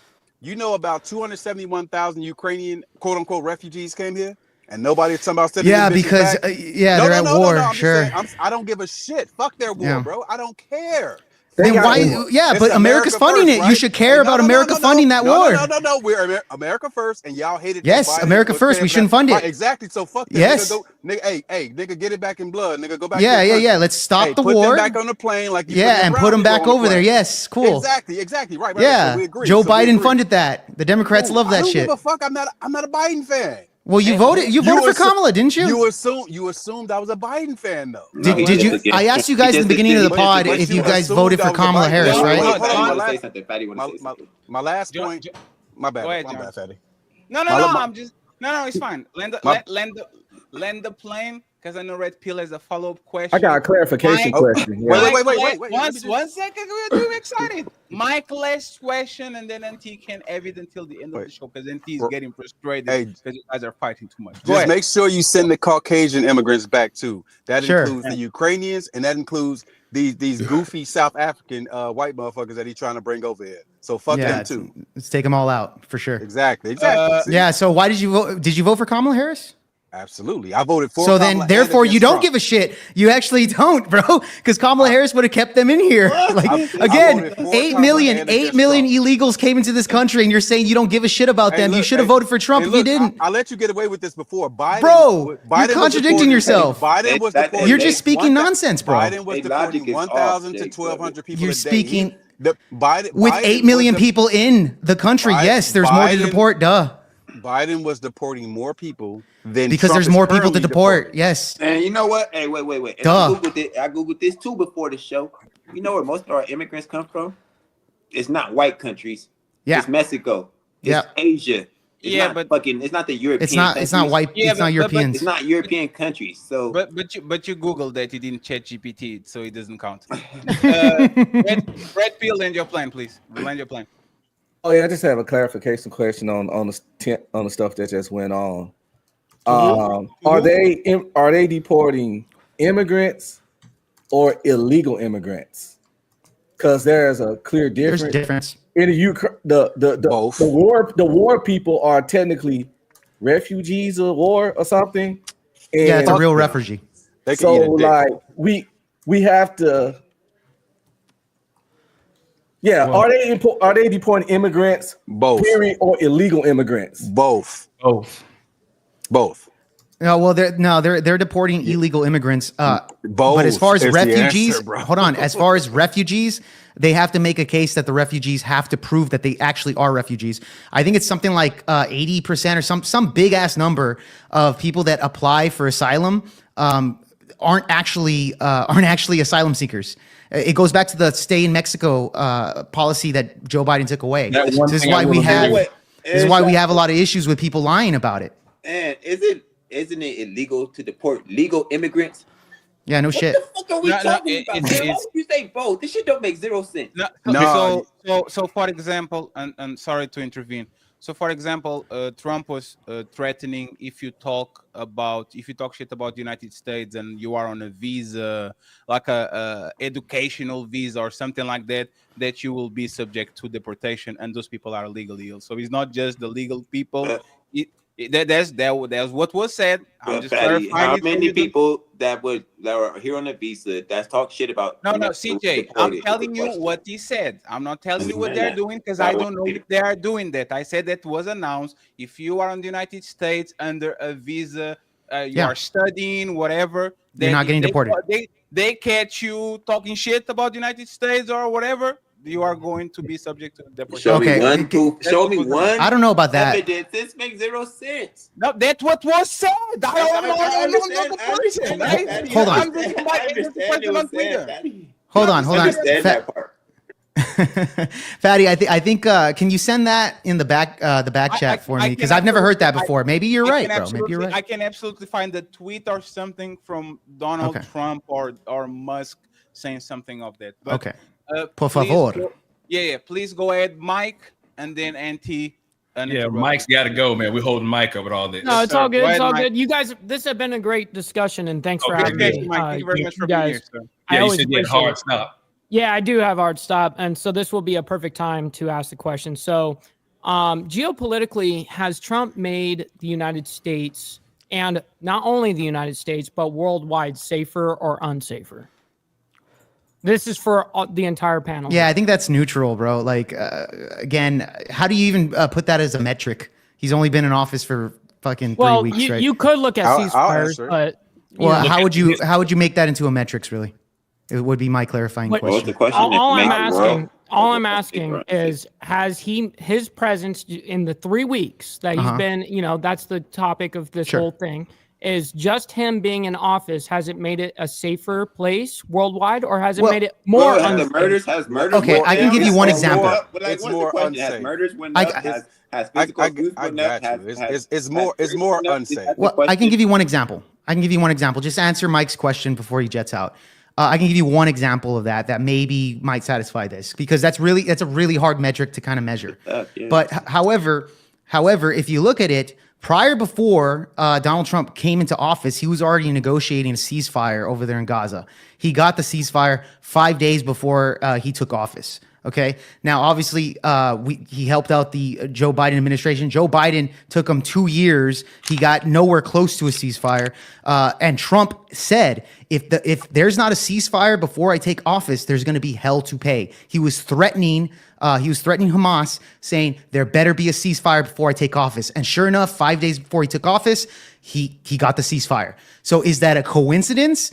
I mean, that's up to you. I know these guys will say, yes, Jake, that's ridiculous. That didn't happen. But no, it did happen. He threatened them off the pot. And by the way, he's already done that even in his first administration, where he was threatening to bomb these other terrorists that were in the Middle East, saying that if you drop one drop of blood, of American blood, on your soil, you're fucked. In fact, he went as so far as to send I forgot the name of the leader of ISIS at the time. I think it was ISIS or one of these organizations. He sent him a photo of his house and said, "Your move, motherfucker," and he backed off. So Trump is not a pussy. Trump will threaten these organizations and say, if you fuck with me, I'm going to hit you back 10 times harder.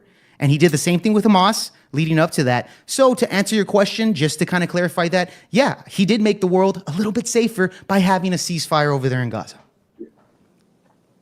Well, not just Gaza, but Hezbollah as well, and Sure. Assad being Yeah. sure, And Israel as a whole. I just use Gaza as an example, but- Middle East in general, but So that's why I said geopolitically. My side Sure. is informative. Good question. Russia, Ukraine, like would Russia, Ukraine, like let's say if Biden was still in office or whatever, would Russia, Ukraine continue, or would we be seeing a ceasefire? Would we be seeing some sort of, basically the amount of movement we have seen with Trump within 3 weeks, and again, we're going back to the topic of this debate. Wait, so you answering the question or what? What No, I'm clarifying. What? I'm clarifying, Sean. Is a clarification. Let's go, Sean. Because I've been asked on the question about 4 or 5 different times, Sean. Is that a problem? No, it's fine. It's fine. No, it sounds like you you sound like you answering the question, Brody. That's all. Well, maybe you needed the answer. Our side is No, I don't need the fucking answer. I don't need you to answer the question for me, bro. I didn't hear you say anything. Yeah, Mike, they didn't even. Mike, you guys didn't even answer his question, bro. Jake actually said some shit. You guys didn't. Yes. You started answering the question yourself right after bro stopped talking. Bro, you didn't even answer his question, bro. I didn't get a chance. You're irrelevant right now, homie. This is 1 second. Irrelevant. I was distracted looking at some titties. You have the link on the back that you wanted, Jake. Okay, that this is actually Appreciate it. It's a little bit more clarified. It was about pro-Palestine tweet and all that, because they say that the pro-Palestine, you are supporting Hamas and all that. Okay. Okay. Fair enough. Fair enough. Mike, Yeah, it's a little please- different. Please, if you may, please ask the question again so we can get answers. And then NT. Okay. Yep. And so geopolitically, has Trump's presence in the White House in the last 3 weeks been a good presence in the sense of like we're going to start seeing some peace in the world, or is it looking more unsafe? That's the question. Is it more unsafe, or is it a safer place? That's the question. Did you say I was irrelevant? Was that you that said that? Yeah, it was me, by the way. The fuck you mean by that? Because you didn't answer shit. And he's still not answering the question. He's still not answering the question. I'm just making sure you're not saying no goofy shit, bro. Like, no, I'm telling you straight up. You gotta calm down. Hey, the goofy shit, bro. I'm telling you straight up. We ain't gonna do all that. No, don't come at me sideways. Even my camera, man. Watch your motherfucking mouth. I'm saying if you talking shit, bro, watch your motherfucking mouth. White dude, all right? I don't give a fuck who you are, boy. Watch your motherfucking mouth. I'm not your average white dude. I don't give a fuck who you are. Watch your mouth. Hey, 1 second. My camera is not working. You guys need to work with me, okay? Let's diffuse the situation. Sean, do you want to answer the question or do you pass? Yeah, I answer the question, nigga, but watch your motherfucking mouth, nigga. Fuck you think He didn't answer the question. I already had out of respect. Please, let's diffuse the situation. Let's move along, please. Go ahead. Yeah, so the shit is more unsafe. What he is doing is with isolationism is taking steps to first off lower our standing and to hurt our partnerships and to destabilize different regions. So he is absolutely making it unsafe. What's happening is, if you look at it, Russia is annexing more and more land. You know what I'm saying? Russia is trying to become the USSR again, and he has no plan to stop them. They'll have Ukraine in no time. They'll have Kiev in no time. So yeah, he's making it unstable. He's emboldening people who are strong men. He hasn't done anything. And this is the funny thing. When it came to the ceasefire, he told China to get it to negotiate that. So he didn't do that. He told Xi to do that. He said he told his boy over there in China, hey, get that shit figured out. You're supposed to do that. So why y'all give him credit for something that China negotiated? That makes no sense. So you're done with the response. Where's Fatty at? He, I think I fixed his camera. There you go. Yeah, he probably resetting right quick. Okay. All right. No. Okay. So, yeah, Mike, great fucking question, by the way. And Sean did not answer it, but great question on that. But Sean, he did answer. I think he did answer. He said he's gonna make it an unsafer place, but he didn't. His explanation was just. Do we really? His explanation was just assumptions. Are you good on that, Mike? He gave no example. Yeah. He just said people are scared around the world. That's it. That's it. Yeah, that's it. This for this for everybody. Do y'all really logically think it's fair? Now, I've got a question for everybody on the panel. Do y'all really logically think it's fair to judge someone after 3 weeks of doing a job? No, of course it's not that fair. No, it's not fair at all. But we're gonna do it anyways. It's not fair, but it's my responsibility because I actually scheduled the debate. It's my responsibility because I scheduled the debate. Mike, time to go. Yep. Yes, sir. I appreciate you and guys. Let me just say one thing before you say goodbye, okay, Mike? Sean and Mike, okay? You guys are going to have time to actually either ash it out, punch it out, whatever. I have no issue with this. No, I know. I just want the first impressions to not go crazy because he's going to establish the pattern. Yeah, I don't take any of this personal on panel. It's fine, but Sean might. So this is why I'm trying to defuse Okay, the well, situation. he can. He's allowed that. That's fine. So I'm just saying that. So the next time we see each other, if we're going to fight, we fight. If we're going to work it out, we'll get out. Okay? It don't matter to me. Hey man, just watch your motherfucking mouth when you're talking to me. Yeah, you too, homeboy. You too, homeboy. Nigga, that go for everybody. Yeah, you too. That go for everybody on the fucking Yeah, planet. that goes for you too, homie. Hey, you're not an exception. 1 second. I'm not going to let this escalate. Mike, I appreciate you being here. Thank you very much to you and to your people. All right, you guys. Salute to you. Much love and respect. We'll talk to you guys. Thank you very much. W Mike, bro. Have a good one. Go ahead and follow Mike. Oh damn, I have to change the overlay. Go ahead and follow Mike. I didn't answer the question. Go ahead and follow Mike on all platforms. I appreciate Mike for being here. If you're watching on Mike's side, I appreciate you too. Once again, Sean Antonio has a right to retaliate. Okay, I just like to end fights before we actually get into fights. So I'm trying to hold everybody. I'm not holding one side and letting the other punch. Okay. While I do the overlay, because we have 8 more minutes, Mr. NT, uninterrupted, you got it.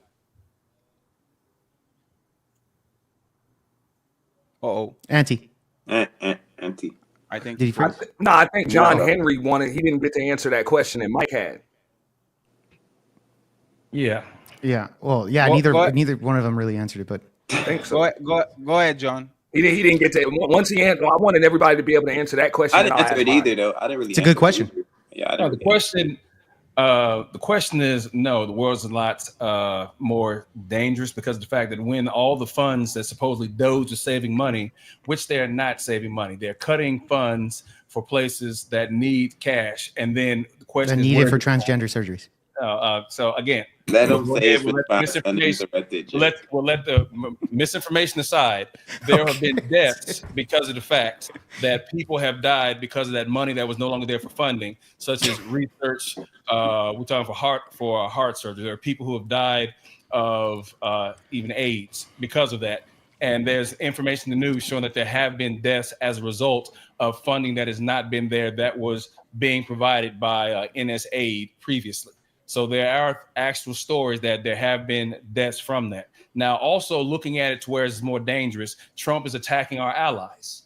All right. So we're talking about this nonsense where we had the vice president go over to NATO and have the audacity to scold them about how they're conducting their bit.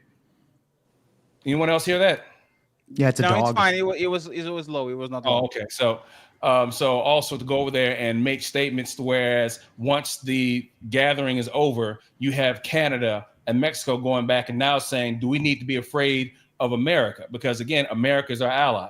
But now we're looking at the rhetoric that's being utilized. We're talking about, oh yeah, we're using threats.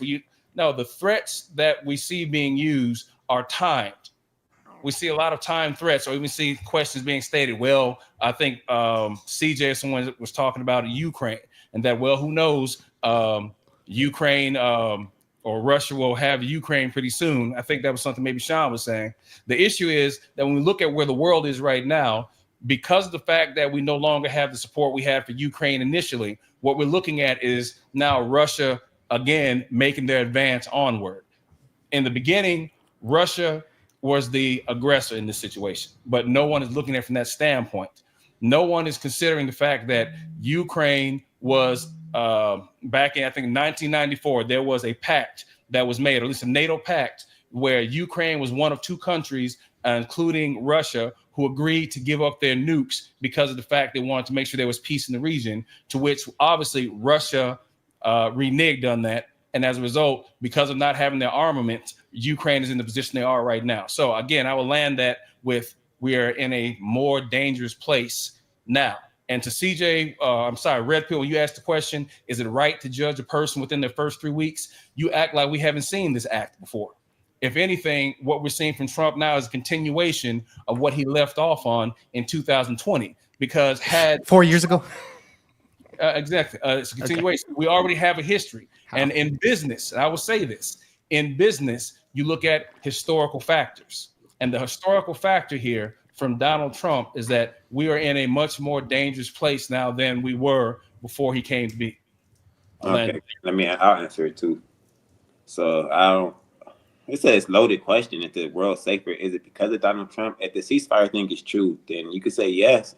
But have deaths went down? It's the question. Like, the question is loaded. So I'll say it's hard to answer for me. So I can't really give an answer. CJ's right though. CJ was right though, because that was a loaded question. But it was like, well, do I just unload it? That's all. Do I drink the hemlock or do I chew the rat poison?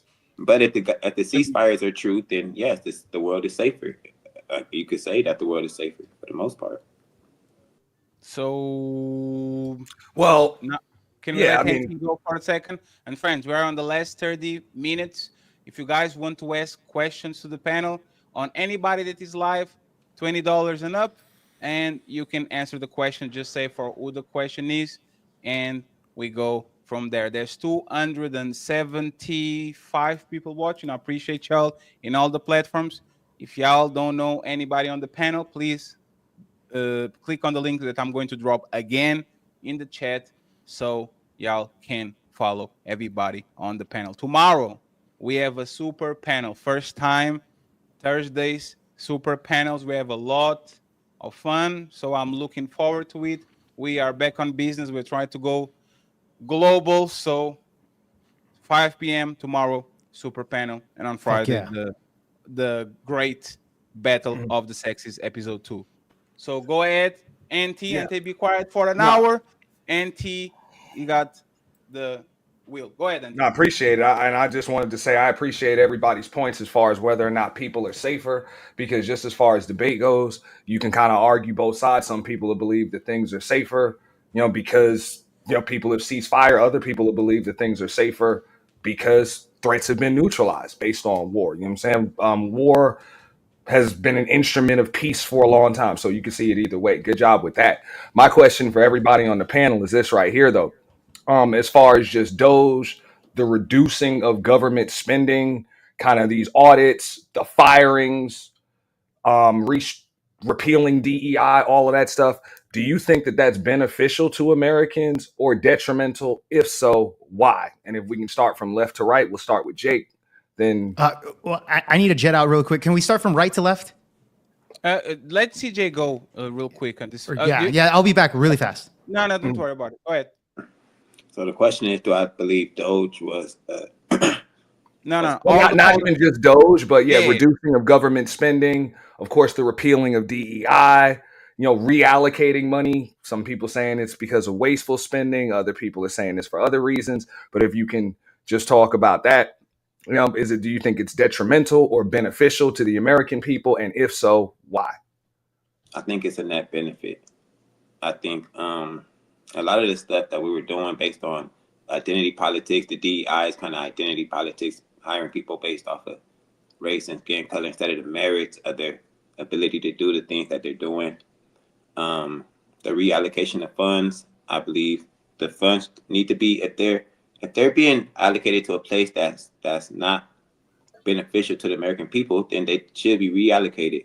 And as he said, the spending towards $20 million to Sesame Street, we need to cut that. The $7 or $8 million toward the homosexuality, cut it. So I think it's a net benefit. Yes, I believe it's a net benefit, and I appreciate your informative, your intellect. I have a problem with this. Says No, I mean, if you can tell us kind of, I mean, you did explain that you think it's detrimental, and I just want you to finish before we move on. But if you can just tell us why you think it's well, you said you think it's beneficial, everything that's going on. If you can tell us why it's beneficial to the American people specifically. Beneficial. Which part, the DEI? I think any and all of it, whatever you want to, whatever you want. Hire based on merit, I think is beneficial overall because you get a better product if it's merit based. You get better services, better products. The spending, I think, if you allocate spending towards and you keep it inside the country, then that's a net benefit overall. So it kind of explains itself. Jake. So this is a deep. Before I go to Jake, if I can just go kind of like back and forth. So if John Henry can answer, and then we go to Jake, and then we go. Can to you repeat the question, please? Okay, so Henry before. Yeah. I'll repeat the question really quickly. With the implementation of the forming of Doge, pretty much reducing government spending, repealing of DEI, reallocating all of the wasteful spending, the firings, all of those things. Do you think it's beneficial or detrimental to the American people? And if so, why? Whatever you choose. Gotcha.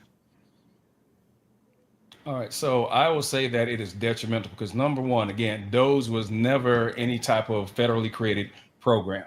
So the second thing is that you can have Doge say, look, we found cats, pardon my language, but we found cats, fuck it. They're paying money for that. Anything that is stated that goes against the mantra that the conservative mindset goes in, oh, look, Doge found this. Look, we found these guys over here messed around with a couple of ducks and maybe a couple of cats. Yeah, Doge found that. They were doing studies on that. You can say anything and put Doge on it. Doge is stating that they're saving money, but there's nothing that has been shown financially. There's nothing on paper that has shown the money has been saved. All we're hearing them say is Doge found this, we exposed this, we've saved this much. And as I said before, Doge made a claim that a contract that they found that was being exploited and used improperly, they saved $8 billion, when in fact, that is probably the one and only time where I can think of a fact that was stated where it was said it was only $8 million. So you've got all this puffery that is surrounding Doge and the actions that are being taken. But in the end of it, are we seeing anything from this? No, it is not. It's not benefiting us in any way, shape, or form. What we're seeing is a coup/heist going on in front of us right now. Again, there's nothing that we've seen that substantiates the creation of Doge, but yet we've seen Doge have access to personal records, classified secrets, military information, not even the banking system, but nothing about them that shows a mandate that states if they should have access to that. They've just been given the go-ahead. So I will say no. Doge is not a benefit, and for the reason I've stated. Before we go to Jake, if you can tell us how you think it's detrimental to the American people, just how it'll affect them. I just mentioned that again. You've got people who are not supposed to have access, who have not been given access to personal information. So therefore, my personal information, your personal information, everyone on here, if you're a part of that, it is now in the realm to where it can be sold. But the thing is that, was there any mandate put on these people stating that, do you have a right to gather this information? And once you have this information, what are you going to do with that? The 1974 Privacy Act stated that information is to be guarded. There's nothing stated about how Doge will guard and safe protect information. They're just out here gathering it, and then they just have it for their use. The first time they said that Doge folks were walking into buildings and plugging in USB hard drives, taking information, that is not allowed. That is something that's been mandated as far as security, that no one will walk in to any building, whether it be military or federal, and have direct access to it to pull information. They were able to do that because there was nothing mandating the activity nor creating them federally to where they had a mandate that dictated how they operate. Again, a detriment. I'll land it there. Okay, great. So to answer the question, just to kind of clarify this, he talks about, because here's the thing. When he says that Doge has access to all of our information, where the fuck have you been the past fucking age of the internet, bro? Okay. When you look at social media companies, they have access to all of our information already. If you even look at the Patriot Act, after 9/11, okay, that gave permission from the government to spy on on citizens. The Patriot Act. That's already been a thing, bro. The government already has been doing that. Two, even if you look at Elon Musk, because again, stupid talking points. Well, Elon Musk has access to our information, blah, blah, blah, blah, blah. Elon Musk owned PayPal, bro. Okay, he had access to information, one of the biggest fucking companies that he had. He had access to information on people already, dude, and he didn't do anything with it. Okay, this is private information for companies. They have it private, and they've never exposed any of that. This is a talking point from the left that says, well, the right has information. They're going to do something crazy with it. When in fact, you look at our government, they've already been doing that several times. Okay, if you expose, and going back to Doge is exposing the corruption and the spending of of the government giving money to particular companies. When I was looking it up, and you can look this up on the USAID, they're giving money to companies that I've never even fucking heard of, bro. Never even fucking heard of. One of them, for example, had to do transportation between overseas with ships, and they were using the money to pay off pirates that would go and invade their ships. In other words, it's kind of like the old school mafia where it's paid for protection from them. And they were spending that money for that, okay? So we see this time and time again with Doge exposing this shit. Again, $6 million to Africa to study men-on-men gay sex. How is that beneficial to us? Okay, LGBTQ activism. If you look at the vast majority of the shit that they've exposed, looks to see that it's democratic progressiveness that's being spread all around the world, bro. So again, this is not beneficial to us at all. It's horrible spending. And going back to the information thing, again, Elon he owned PayPal, bro. He already had that information. Didn't do anything with it. It's a ridiculous argument from John. Sean? So just to clarify, I'll let you respond 1 second. You believe that everything going on is beneficial to the American people? The changes that Trump made. Jake. Okay, yeah. Oh, I'm sorry. Yeah, it's definitely beneficial, because the reason why it's so beneficial is because now the American people have transparency. Now we know where our taxpayer dollars are going to, whether it be around the world or even some of the taxpayer money going to particular people that we don't find particularly attractive. For example, the pastor, the one that talks shit about Trump at his inauguration. I don't know if you remember her. She's the gay pastor. Again, LGBTQ. She was paid under USAID $53 million in 2023. Okay, to push her her religious. It's Protestant Christianity. It's not beneficial to us, but however, she pushes the agenda of that. So yes, it's beneficial for us because now the people, the American people, can spot that, and now we can debate whether that's good for us or not, and get rid of it or keep it. You know, so it's good for dialogue. Overall, this is why we're having the conversation now, is because Doge exposed all this shit, and now we're debating it right now on this panel. Yes, it's beneficial, easily. All right, so to return fire on that, again, what we're seeing now is exuberant conflation. So again, we find 2 or 3 things that we can point out, but we forget everything else about whether or not there's any validity to the statement. Again, yes, what we're hearing Jake point out is things that Doge is supposedly uncovering. But again, until you see it put in paper, other than a few examples that have been given, Doge is let loose over, we're talking about 200,000 plus workers already. We're over 200,000 folks who have been cut. They've lost their own funding. We have people. So right what? now. It's useless programming. Yeah, Jake, you see how CJ's quiet? I need you to do that for a second, man. I appreciate your enthusiasm. Yeah. So what? Go on. Oh, you go on. As far as saying, again, Doge has proven to be an exacerbator. Now, again, there's been fraud that they say that has been discovered, but where is the proof other than the 3 things that Jake has mentioned? Yes, I will give him. There are studies here that are being done, but the reason why is that there's correlational studies that we do in the world that we do with partners. So maybe you don't care about Sesame Street. All right, you don't care about the fact that Sesame Street is over there. But what study are they doing for Sesame Street? What study are they doing for Sesame Street? Please tell me. Please tell me, bro. Again, here we go. CJ, I need you guys to chill for a second so we can get this out. One second. We need Sesame Street in Iraq, bro. It's a study. Fuck out of here. Have we not heard Fatty, quick favor, real quick, Fatty. If I can just, once he lands, let Jake respond, and then we go straight to Sean. Yes, sir. So, Sean, how many times have we heard Jake say that there's been money that Doge exposed for Sesame Street in Iraq? How many times have you heard that? A multitude. All right. So therefore, does anyone stop and think why Sesame Street may be showing? What was one of the things that we learned in as kids growing up with Sesame Street? Nothing. It taught. Yeah, nothing. So again, so when Sesame Street was on, it taught you how to count. It taught you how to socialize. No, it didn't. Your teachers did. Again. Hey, 1 second. Now you guys are doing too much and on purpose. That's now it's being disrespectful. All right. Let him All right. finish. So again, that is what Sesame Street, the Electric Company, Big Blue Marble, Captain Kangaroo, Mr. Rogers' Neighborhood. That's what they were doing back then because we were still in the mindset that the country wanted to build good citizens. So that's what they used to speak or to speak to children, to more or less get them to understand certain aspects of socialization. So if I'm looking at Sesame Street over in Iraq, I'm not looking at, oh, it's a waste of money. No, because there's something they're doing to try and better society. Because remember, Sharia law, or at least the extremism that goes on over there, that's why they do studies to see what can they do to break the cycle. I'll land it there. Jake, let me respond real quick, Jake. Yeah, go for it. So it's a stat that say Black Americans are reading at a 4th grade level, but we care more about the fucking Iranians learning Sesame Street than us. What are we talking 20 million.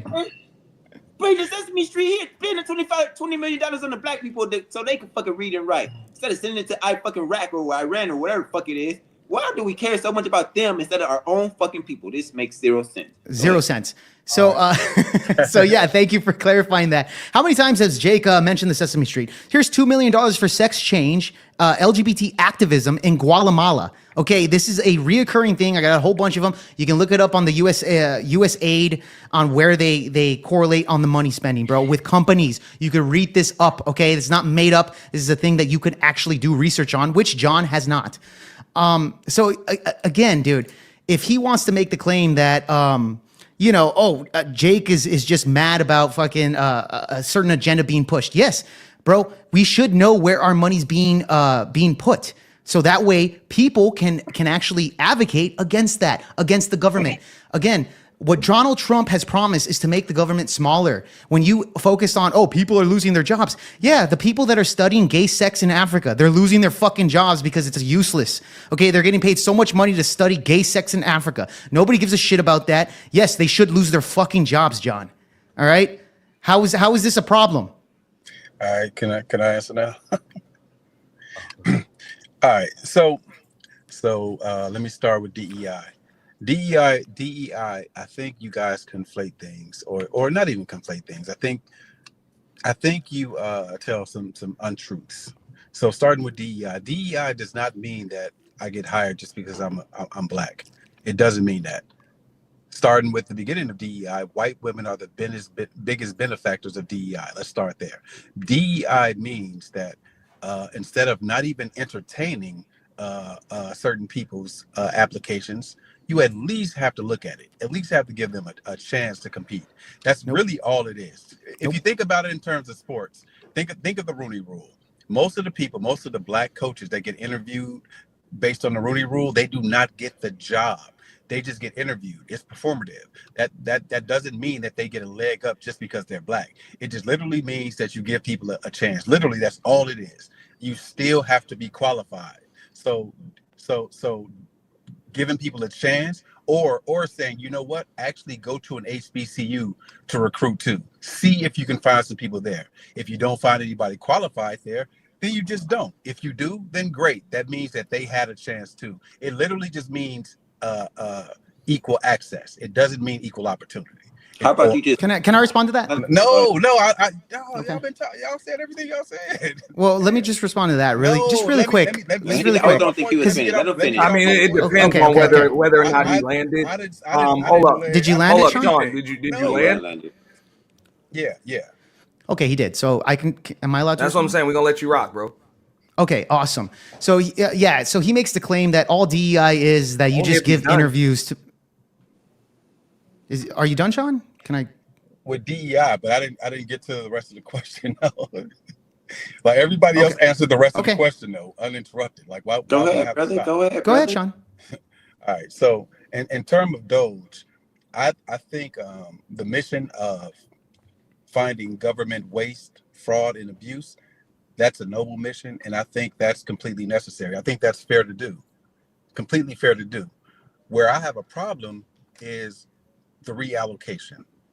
If you're telling me that you're going to, let's just say, let me incorporate this too, and John spoke to this, the federal jobs loss. Now imagine this, you have 100,000 people who have been serving this country, right, as civil servants.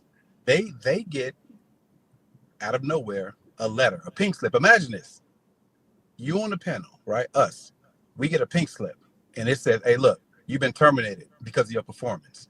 All of your performance indicators before now were outstanding, but you got terminated because of your performance.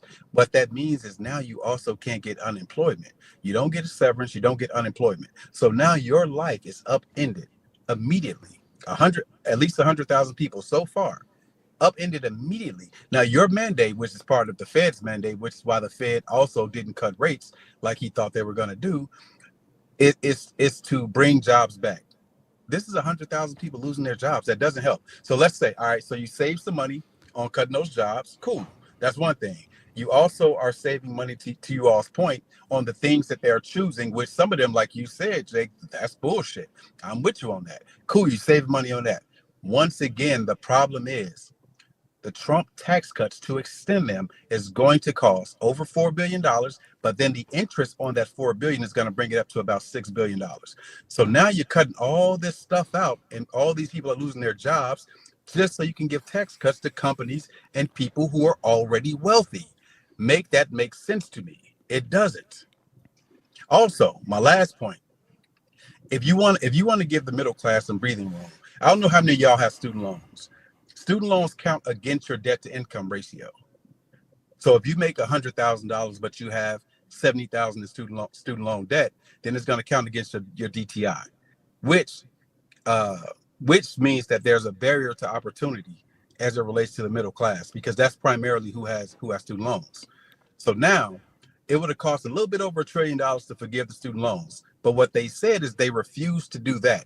You forgave PPP loans. You're going to give out more tax cuts to people who don't need the tax cuts. But now we don't have money to give relief to the middle class. So if they were doing all these cuts and they were going to help the people, I would be 1,000% with it. But the fact that it's going towards tax cuts, I think it's terrible. And I will land there. Cool. Can I respond to that? His first claim? Am I allowed?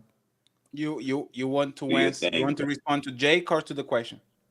Well, I you want to respond to Sean or to the question, because there's a question for you. Yeah, I wanted to respond to that first statement that he stated about DEI. Okay, go ahead, and then we get the question, and then we see if the other moderators have something to ask. Cool. Go ahead.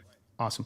So so really quick, Sean was stating that DEI, all it is just that to give opportunity for interviews and minorities and homosexuals, etc. When that's really not the case at all, actually. If you look at Hollywood, just on Hollywood alone, they have a quota of how many minorities needs to be in certain movies, how many homosexuals, how many XYZ. This is why you see in Netflix a whole bunch of pushing the agenda of homosexuality and minority groups. This is why we have a Black Captain America now, because it's a quota, right? It's something that's being pushed by BlackRock specifically, who owns massive stock on a lot of these companies. That's one, and it's an actual quota that's being pushed out. Okay, this is not being the interview. It's actual rhetoric that needs to happen. Okay, so this goes back to the merit issue. If you're saying, well, Jake, no, it's just hiring people that have merits. If they happen to be Black, then cool, you hire them. No, that makes no sense. That makes no sense at all, because in reality, people will interview for a job based off of only purely merit and not their skin color, not their sexual orientation, not their fucking what they do with grandma or whatever the case is. Doesn't matter about any of that. Absolutely not. And we see Hollywood already doing mandates or quotas on that. Secondary, we have something called affirmative action. So affirmative action has already been played in colleges. So, for example, in Harvard and many of these other high prestige colleges, they have to hit a particular type of quota for minority groups, okay? And this screws over a lot of people, such as the Asians. So Asians and white people specifically. And even if you look at black people that get into these big colleges, that, no offense, they're not able, you know, they didn't earn their way over there. They end up dropping out. And when you look at the statistics of people that drop out of college, they're least likely to go back to college. This actually hurts the black community when you do stuff like affirmative action or DEI hires. This drastically affects them. And we have an example of, for example, the submarine that imploded on one of their tours.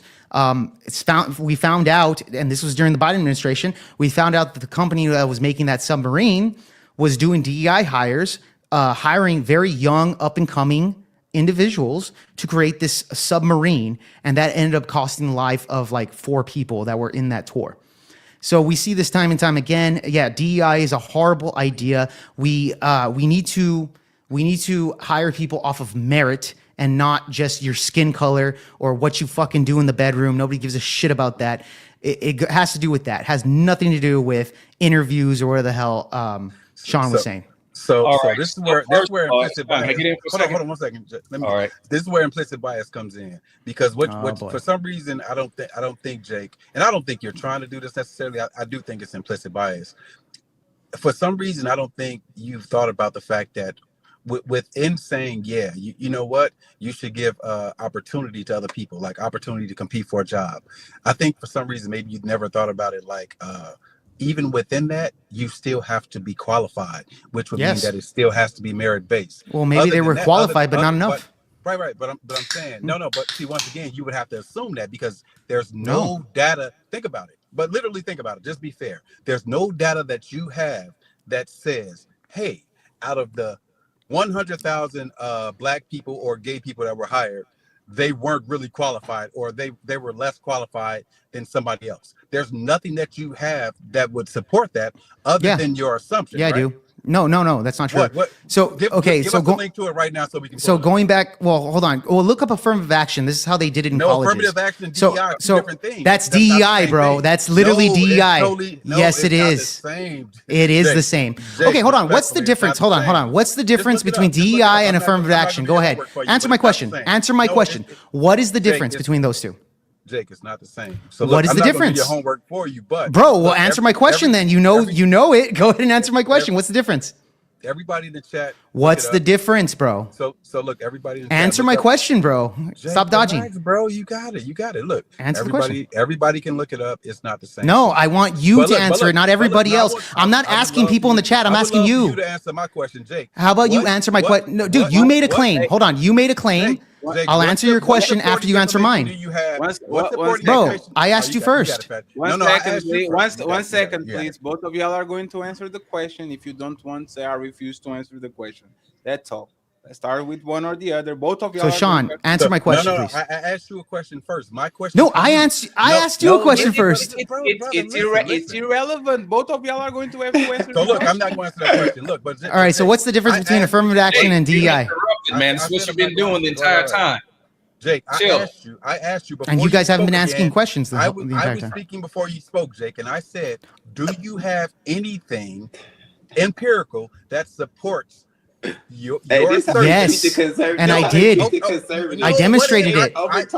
Okay. So I was doing that in the. Okay. Let me answer your question. So when it comes to affirmative action. When it comes to the quotas, what they do, it's the same thing with DEIs, with Hollywood and other companies that use these DEI hires, they have quotas. Same thing with affirmative action, okay? So what they did with colleges, they said, okay, you have to have, let's say they accept 1,000, just for argument, 100 people, right?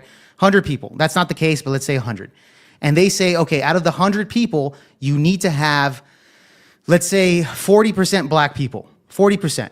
So what does the colleges do? They will look at the top 40% of black students to get into their school. So they're only doing the merit based off of skin color of the black community only, right? Then they say you have to have 20% of Hispanics, and then they do the top 20% of the Hispanics. Then they go down the list of that. That's how they do it. So yes, there is a merit, but only within the skin color. So what that causes is that there's some black individuals that go into those colleges to where they didn't earn it, and they end up dropping out. And if you look at the statistics on people that drop out of college, bro, they're 70% more likely, or 70% or something higher than that. I'm shooting out a number, but I know it was more than 50. They're a big number, like around 70% higher, to not go back to college. This actually hurts minority communities by doing affirmative action. All right. So affirmative action. So I answered your question. Now answer mine. No, answer mine. No, answer mine now. I answered your question. Bro, I answered your question. Answer my question. What is the difference between DEI and affirmative action? Jake. What's the difference between affirmative action and DEI? Damn, Jake, I got you. Damn. Hey, I bet you got a lot of. Bro, you're filibustering, bro. Just answer the question. God damn. Look, he's trying to shoot out the time limit, No, Patty. it's fine. Jake, he's fine. Let him answer. It's fine. Go ahead. Go ahead, Sean. Jake. So they're two totally different things. Affirmative action is the thing that you spoke of correctly, that had things that were more like quotas. So that's correct. DEI is more of like a thing like where they expect you to have like cultural competence, where it's expected to be more inclusive. Say for instance, like me, I'm Muslim, right? And so in the workplace, it wouldn't just be Christian things. It would be also something to celebrate the Indian heritage, or things dealing with Islam and things like that. So it's just a more you asked the difference, right? You asked the difference based on what I think. You are free to give what you think it is. So that's my answer. One, affirmative action, to your point, absolutely was the thing that had those quotas. You're completely correct on that. But the thing is, when they you just get to don't celebrate. when you get to DEI, a company, every single company is a private entity. The companies you talked about, that's on them to decide what they want to do. Nobody's forcing them to do that. That's their policy. Nobody's forcing them to do those things. But don't conflate DEI and affirmative action. CJ and Jake in 30 seconds. Is he wrong? Yeah, he's completely wrong. Oh, so explain why, please. Even if he's not, the argument is ridiculous. So if I'm a Christian and I want Christian stuff at my business, I gotta put up Muslim stuff too. This makes zero sense, man. Y'all are arguing for shit that makes zero sense, and I don't even think that's what it is. It is the quota thing. It's hiring the people, not just making everybody feel better, feel at home when they at work. Like, first of all, when I'm at work, there's no fucking religious stuff even up. It's a corporate place. You can't even be. I don't even think you'd be religious at most corporations. So. Yeah, so let me bounce off of that, CJ. Bro, honestly, you're right on that. So Sean's interpretation is, well, affirmative action has quotas, but DEI, they have quotas plus they make you feel good about your work environment. That's all it is. Like, that's all it is. Like, it's like, what are you talking about, bro? Look, I said that's a differentiating factor. I did not say plus. Dude, get the fuck out of here! You literally described the same thing, but people feel better about it. That was your answer. That has nothing to do with it, bro. Since this is being judged, Fetty, I think personally it makes sense for us to pull up the definition, because what's going to happen is the judges are going to judge this based upon what they appeal to. If we don't, it's fine. These are two things that have actual definitions. Let me use ChatGPT real quick in 1 second. Is DEI the same thing as affirmative action? No. I'm asking ChatGPT. All right, my bad. I'm not asking out. It's not, but it's like me changing shirts. So I'm still me. It's still a shirt. It's a shirt, yeah. It's still a shirt. So ChatGPT says no. Diversity, equity, and inclusion and affirmative action are related, but are not the same thing. And the difference is affirmative action is a specific policy aimed at increasing opportunities for historically marginalized groups, often hiring or admissions preference. Is typically involving quotas, targets, preferential treatment based on race, gender, and other protected characteristics. DEI is a broader framework focused on fostering a more inclusive and equitable environment in the workplace, schools, and societies. It aims to address systemic barriers through culture building, training, policy changes, rather than through legal mandates like affirmative action. In short, affirmative action is one possible tool within the DEI efforts, but DEI is a much broader concept that includes many other strategies beyond just preferential treatment. It's kind of like the difference between an apartment and a house, or a car in an SUV. Yeah, sure. But nevertheless, when you break down the components, it's because even with affirmative action, they do the same thing with schools. Stop complaining, man. You've done Bro, this. it's the same shit, bro. It's the same shit overall. You guys are backing You up. are old enough to remember any of this. Let me say this, bro. Hold up, man. Hold no, CJ, You gotta because be you couldn't. inclusive to the gays, right? But when we at work, it's no thing. It's no focus saying, "Hey, straight is better. Be straight, guys." You Let's can't. be straight. And what you're saying has no relevance, man. You're just acting hyperbolic right now. You're Bro, being why do we gotta be inclusive to deal these? here? One second, please. Let's go ahead. Go ahead, John. So the deal here is that none of you can even recall where all this came from. Now, as I said before, I was born in 1970. So that means I was growing up right about the time frame where affirmative action, the Rainbow Coalition, before it got reappropriated, the Rainbow Coalition was something that Jesse Jackson was involved with, as well as Operation Push. The whole idea of affirmative action came to be because of the fact there was not merit-based hiring, because of the fact that there was nothing stating until 1964 where you had the Civil Rights Act, and then 1965 where you had the Voters' Rights Act that came into play. These were the two things that made it possible for Black people and people of color to at least be able to walk down the street and not fear for their life. So that's the basic thing. But also in 1965, no, CJ, I'm still going. So the whole purpose right about now here is that you also have the 1965 Act where you had EEOC, which blends into the diversity that we're talking about. Completely different. But affirmative action was based upon discrimination, the fact that merit was not being given to a Black person who was qualified. But because of the fact they were Black, they were not given the same opportunity to be seen for that particular employment, or even when it came to housing. There was housing discrimination because of that. So affirmative action was done strictly for discriminatory actions against a person's color. It had nothing to do with DEI at the time. So that's the one thing I just wanted to make clear about that. CJ, So wait, Jake, let me respond, Jake. CJ, 30 seconds, please. 30 seconds, And CJ. then- You got it. And then Jake has a question from the chat. We're going to get to the $20, and then we get our final considerations. Go ahead, CJ. 30 seconds. So the argument is DEI isn't an affirmative action, has no quotas. It's about being inclusive at the workplace, I guess, right? So if I'm at a workplace with I'm at boxing, right? All white people. They got all their posters up of all their white people. I go in, I'm the only Black person. I get to say, hey, we need a picture of Muhammad Ali somewhere in this gym, or it's not right. It's not right. Make this shit inclusive for everybody. I need some Black people everywhere. I need Mike Tyson, and I need a couple Black pictures in this gym. This shit makes zero fucking sense. Nah. To be honest, it sounds like a good idea to me. Yeah, Muhammad Ali is That pretty shit great. makes zero fucking but also CJ, it's not mandated, bro. It's not mandated. Every It doesn't mean that it's going to be needed. Yeah, every company decides that it's not mandated. That makes zero sense. It actually, well, again, going back to BlackRock puts quotas on these companies, and they, again, the reason why they're able to do that is because they own so much stock within these companies, to where they force them to do these DEI hires. Again, DEI hires, right? DEI hires. And push the LGBTQ agenda, just like fucking USAID is doing right now all across the world. Do you see the correlation of why so many people are pissed off about this shit? No, yeah, it's everywhere. That's the correlation, bro. So look. I said conflation, right? Not correlation. You got it. It's a correlation, bro. Let me I said read these. conflation. Go ahead.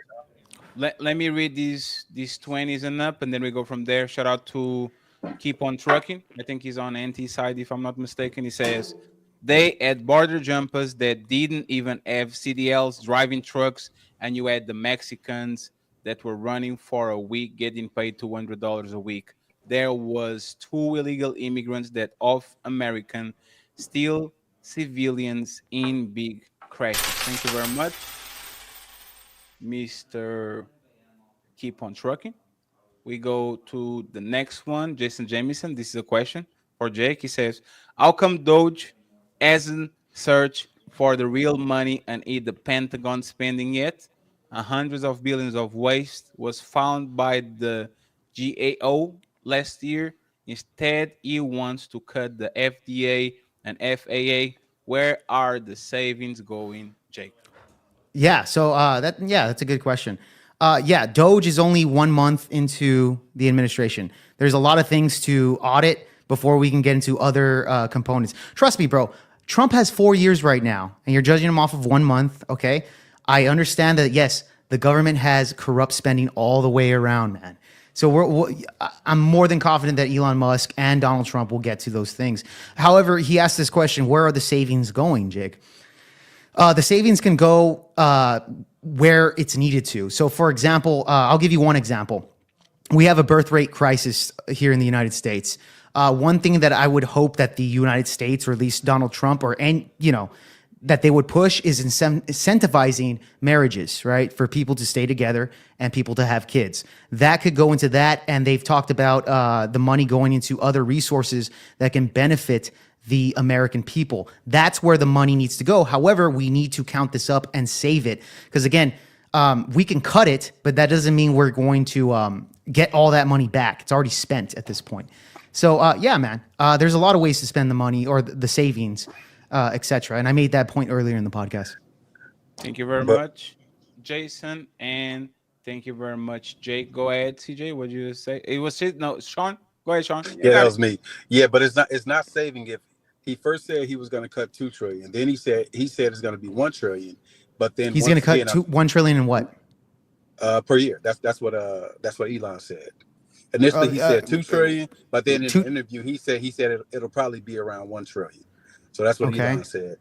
But in terms of where it's going, we cannot ignore the fact that these tax cuts are going to cost about $6 trillion. So it doesn't matter what you do $6 trillion in how many years? So it doesn't really matter, right? So no, it does, because our annual budget is $4 trillion. It's 400 billion a year, the cost of the tax cuts. And so once again, we are free to Google that. The Trump tax cuts are going to cost 400 trillion a year over 10 years. 400 billion a year over 10 years, which gets up to that amount that I spoke of. Well, now that would be over 15 years if it's 6 billion and 400 billion a year. No, it's 10 years. It's 10 years. So that doesn't add up to $1 trillion though. Bro, let me finish though. Let me finish. Well, because your numbers are inaccurate, bro. I just wanted you to clarify for me. Why you want to finish on inaccurate numbers? Okay, finish with your inaccurate numbers then. Go ahead. Because if people are committing a mistake, let them commit the mistake. It's fine. You guys can correct it. But look, once again, thank God we all have the benefit of the same Google. So if you notice, right, we pay $1 trillion every single year on our debts, our current debt service. That's on $36 trillion in debt. We pay $1 trillion every single year on debt service. I want y'all to think about that, right? And so adding another $4 trillion, there is interest on that. So we have to service that debt. And so what they estimated that it will be another $1 to $2 trillion in interest on top of that. It's not just like you get $4 trillion and there's no interest. There's interest on that. So they estimate the interest will be another $1 to $2 trillion, which would bring it between $5 and $6 trillion total. In a year? No, total over 10 years, bro. Okay, over 10 years. Okay, and you do realize our budget. You do realize our budget is $4 trillion every year, right? So let's do the math here. What is 10 times 40? 4 trillion? That would be 40 trillion. No. So look, I love math. So 6 trillion. Hold on. So 6 trillion in terms of 10 years is a drop in the bucket, bro. What? If we go by yes. So 4 trillion is our annual what we gain every year in America, right? That's what we gain. 4 trillion a year. Hold on, Sean. I'm trying to make this make sense. I thought you were asking the question. I'm sorry. I'm clarifying here. I'm clarifying. I'm sorry. So 4 trillion a year in a span of 10 years would be 40 trillion. What we would make in 10 years, logically. You're saying 6 trillion in a span of 10 years is a drop in the bucket for those tax cuts. Do you understand that we're making money every year too? An annual gain of 40 trillion. You want me to finish? Sorry, 4 trillion. All right. So look, at the end of the day, right, we're already paying $1 trillion. So look, our GDP, to your point, the number you just used was 4 trillion. Out of every dollar, 25% of it is already going towards the debt service, which is paying interest on this 36 trillion. Now we're going to add at least 4 trillion more on top of that, which means that every single year, just servicing our debt alone is going to be over $1 trillion. It's going to be what, maybe 1.5 trillion. I don't know that exact number. So Sure. overall, if their goal, think about it, their goal is to reduce the debt and deficit. It's not going to do that. The math is not going to math, because just servicing the debt alone is going to be at least a quarter, which it already is, of our GDP, which, to your point that you just made, that doesn't make sense, which is why I'm saying it's a fair point, and I cheer them on if they're going to just find ways and make those cuts. But I'm saying on top of that, don't do these tax cuts, because that takes away the progress you're making by making the cuts. That's all I'm saying. I'm saying what they're trying to do is a good thing, but don't throw a big chunk of it away. Yeah, Okay. that's all I'm saying. So you're saying you're saying the tax cuts. Just to clarify, I'm trying to understand what you're Yeah, saying. the cuts are good. The cuts are absolutely good. Just They're don't throw it good, away on. but don't throw a you're big talking chunk of about it away on the debt in as a whole. Yes, you're talking about the debt absolutely. as a whole. Okay, Absolutely, okay. 'cause it's not sustainable. So real quick, and we already had this discussion with the tariffs, etc. Again, we have to wrap it up. Okay, Jake. Let's. I'll wrap it up. Really quick. So we had this discussion with the tariffs, etc. And again, this is a long-term plan. This is not a short-term plan. I get you right here, right? The tax cuts are there's a lot of good reasons for tax cuts to happen, especially for the middle class and the upper class, etc.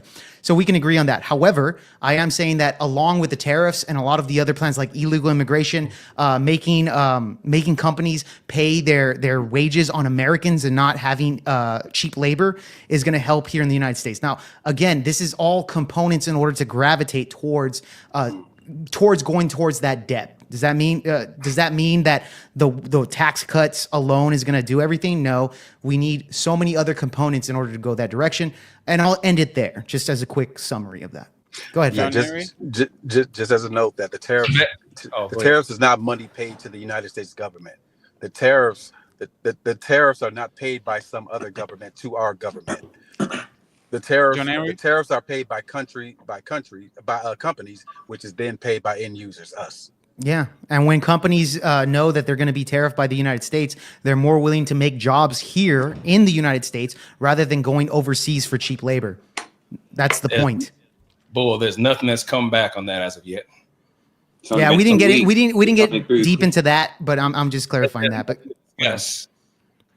Fatty, so one of the things I want to say, adding back into tariffs things, has anyone here heard of Elon Musk's plans for dividends right now? Does anyone here know anything about that? Yes. Yeah, he say something about $5,000. $5,000, yes. Exactly. So here's the thing. So how does this help build here? If you're going to give $5,000 to everyone, and Musk even said that, well, it may be about $6.5 trillion that goes with that. So the question I have here is, once again, everyone's listening to him. Doge has got the solution.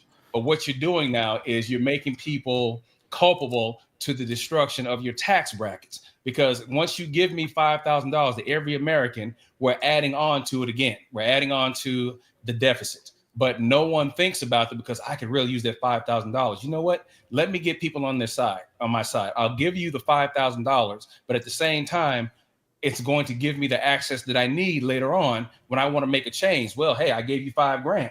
So what you're doing. So hold on. Well, let me address this. So, Jake, here's what I noticed that you do, man. If there's a question that you don't know an answer to, or you don't want to answer, you redirect it to a question or an answer that you can give. Then you ask questions. So I appreciate you wanting to ask questions, but I need you to stay in the game right now, man. That's one thing. I have stayed in the game. All right. No, you've taken us. Yeah, away I have. Bro, don't create narratives about what we doing. Yeah, bro, for real, dude. You just know you're fucking losing the debate, and that's all you're trying. I'm not going to let. They want to create narratives and shit. These nonsense, man. Stop the conflation. So basically, my bad. So basically, if we can get back to center the conversation. 30 seconds, John.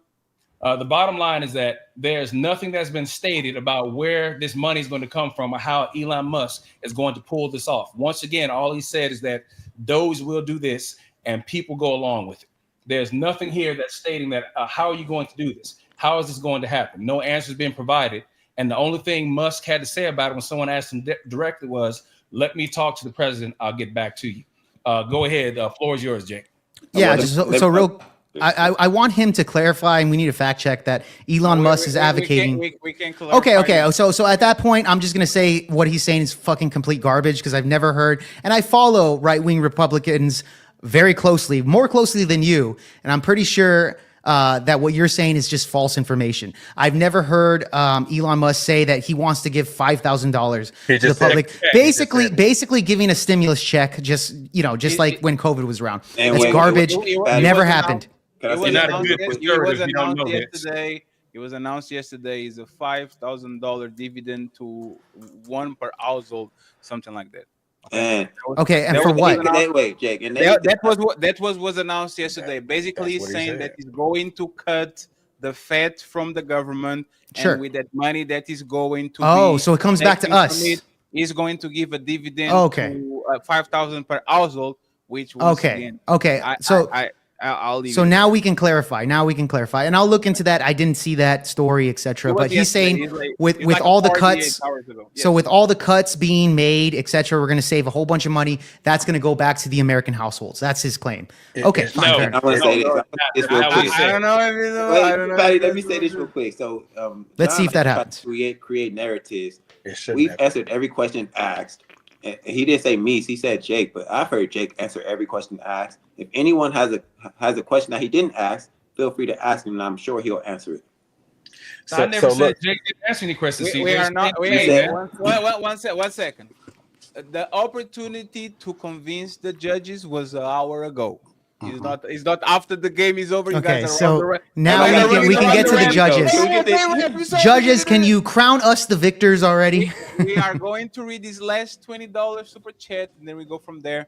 I truly appreciate everybody in the building. 200 people still watching.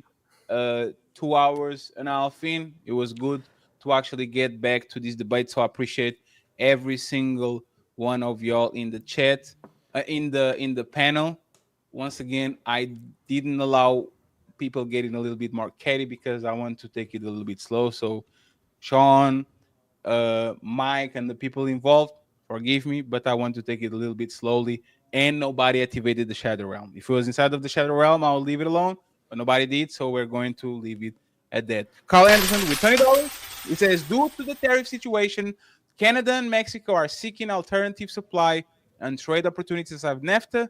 Consequently, Europe and South America will also start excluding the U.S. companies from future opportunities. Okay, we are going to make the judgments, and then after that, we're going to figure out who won. Our judges are going to tell us who won, and I send everybody to Nino Nation after the show because he's going to go live. Okay, we are 13 members away from the goals today, but we don't have goals. Actually, we are 2 memberships away. Theo, your membership, I think you went through. 2 memberships away from the goals. And if you guys want to support the Hamburger Fund and y'all had a lot of fun, you can, of course, donate to Team Fatty because I'm in a diet and eating healthy is expensive as fuck. Jesus Christ. Appreciate y'all. Let's close it up and see final consideration. Welcome, everyone, to the official debate section of the Charter Review. All right, I didn't come here to argue with you. Oh, yes, you did. We're having a debate. Debate ain't nothing but an argument. Doctor, can we relate? Can we relate? Can we debate? I want debate. I talk the cake. All about cake. Can we debate? Can we debate? Can we relate? Can we relate? Can we debate? I want debate. I talk the cake. All about cake. Can we debate? Can we debate? Can we debate? Can we debate? Can we debate? Can we debate? Can we debate? Can we debate? Can we debate? Can we debate? Can we debate? Can we debate? Thank you very much. And your rebuttal, Mr. Carville. We have no response. That was perfect. Thank you very much. Once again, all content creators, links are going to be in the chat. I appreciate Miss Doris and Mr. Jason for giving the 2 memberships that we were left. I gifted 5 memberships myself, okay? Before the announcements, and I'll go Nino, Red Pill, and then NT with the final say. Okay, tomorrow we're going to have a busy day. Tomorrow, super panel, first time. The images on the thumbnail are only illustrative. Okay, this is a panel that I had long time ago, but that doesn't mean that Tommy and Angry Man are going to pull up. Okay, so once again, super panel. We're going to have super panels every Thursday. We're going to get that one out of the way. Okay, and then afterwards, I have a panel to attend, so pay attention. I'm not going to say what's going to happen, but pay attention. After the super panel, we are going to Sarah the Raging Tomato, and we're going to have a little bit of fun. So friends, Nino Nation, who got the win? First says who, and then explain why. Well, this was a tough one. I think it was a tough hill to climb for Team Trump. That's what I'm calling y'all today, Team Trump. Because it's only been 3 weeks, so I don't know how you can prove that he did something good or bad within the first 3 weeks. But I'm gonna go with John Henry in San Antonio. My left stroke just went viral. Right stroke, put a baby in the. Be humble. Sit down. Be humble. Sit down. I don't have to look like the Kingpin. Sit down. Be humble. AI is only illustrative. Okay, John Henry is way more slimmer and handsome than he was on the picture. Nino, like Duncan. Why did you vote on him? Once again, it's the best of 3. So for now, nobody won. Nino, ooh, why? Actually, why? Because I agree with a lot of what John Henry was saying. I'm gonna give him credit for the win. A lot of what he was saying, I understood more. Jake did a good job, but Jake was interrupting too much, man. It was costing you point at the point. You wasn't giving those guys a chance to respond. You know what I'm saying? It was kind of annoying. So, that's one of the main reasons. And then on top of that, like I said, the actual goal was to, I guess, sway me that Trump is doing a great job in his first 3 weeks. And that didn't happen. So points for team. He sound biased. Everybody's biased. Let it go. It's fine. Mr. True OG, aka Red Pill Ranger. Who are you voting for? And then afterwards, you have to explain why. I'm going with Red Team for the win. We do have some breaking news from the decision desk. NBC News can now wins. project that Donald Trump has won the state of Wisconsin, which means he is the winner of this race and will return to the White House as this country's 47th president. Trump won again like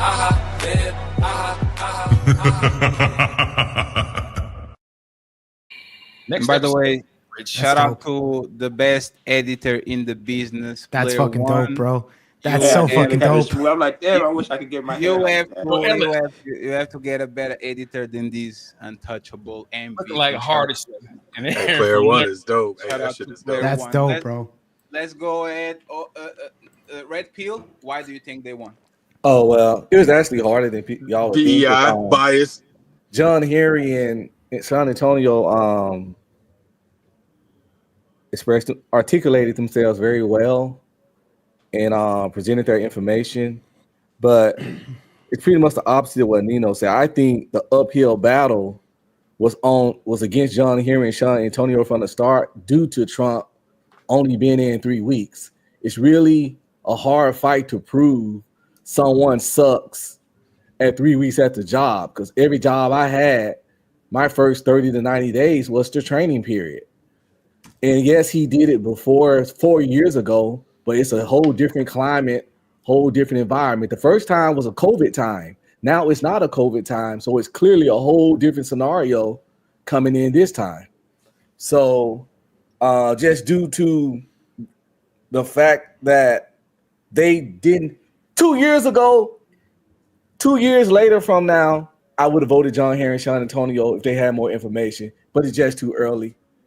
And it was an uphill battle because they didn't have nothing to even work with, and which ain't their fault. It's just early in the game. So yeah. So, anti as the decision. Anti first. Yeah, no, You're this going was a to tough count one. who won, and then give me a second, and then you can. Yeah, I mean, I'll tell you who won. Totally unbiased here. I would have to go with John Henry, Sean Antonio.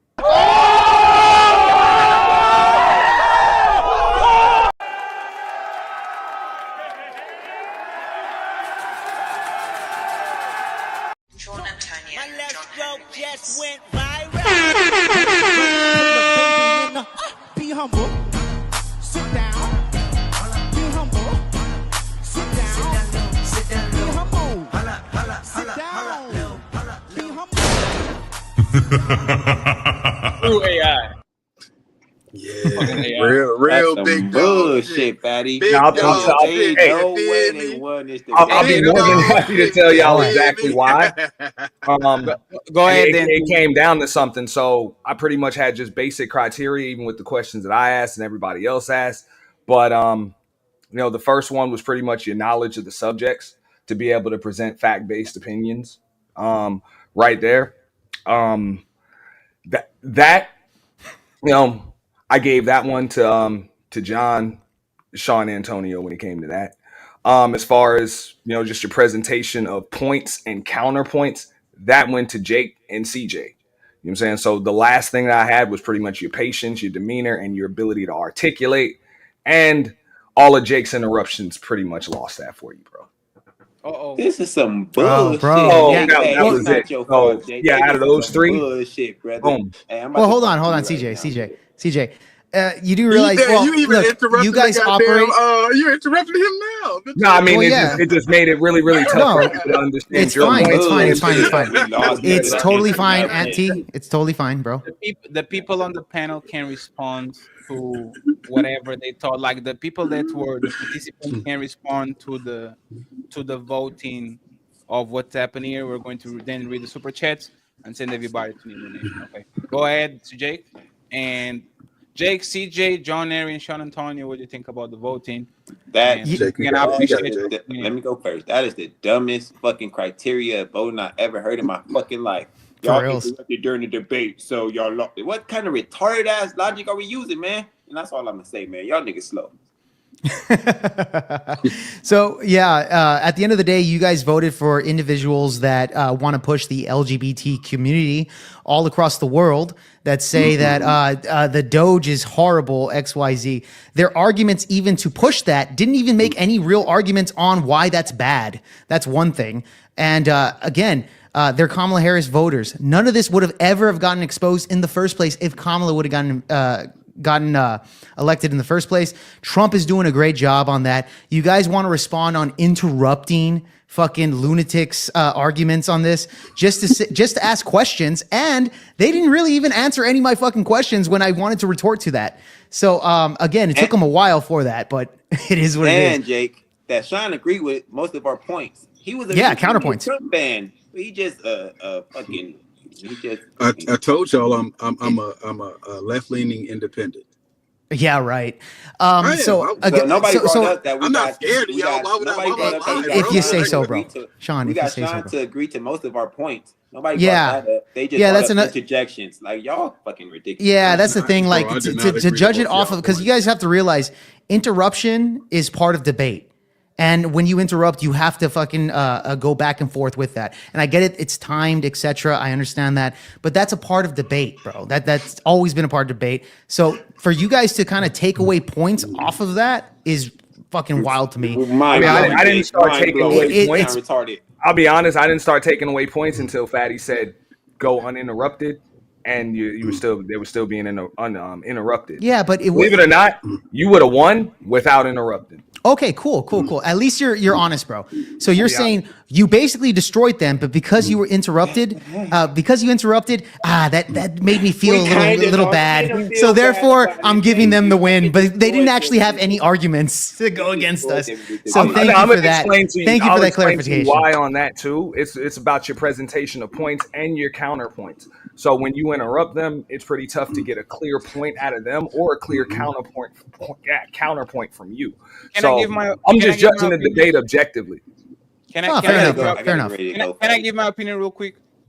I think it was extremely close. I would give the edge to Jake and to CJ for 2 reasons. Sean Antonio and John didn't pick up on the Israel shit, which is a feel like he would literally burn everything down, America first. But now he's telling that he's going to Israel and going to the Middle East, and he's going to turn into the French Riviera. Like there was some chirurgical points that I thought John Henry and Sean Antonio actually should have gone. Going. It's like the true weakness of him completely contradicting himself, and there's no rebuttal whatsoever. And I would have conceded that, Fatty. By the way. Hey, Fatty. No, I thought about that too, but then the reason why. It was kind of like a stalemate even when I asked the DEI question. Of course, they brought up hirings and stuff like that. Nobody brought up the government contracts and how all of that stuff kind of ties in to one. The wasteful spending, they're just talking about jobs. And I'm like, yo, it's so much more money getting wasted that motherfuckers is uncovering. Nobody brought it up. Not one of y'all four brought that up. But look, let me just say one thing, Sean, real quick. And there was a massive blunder by Jake.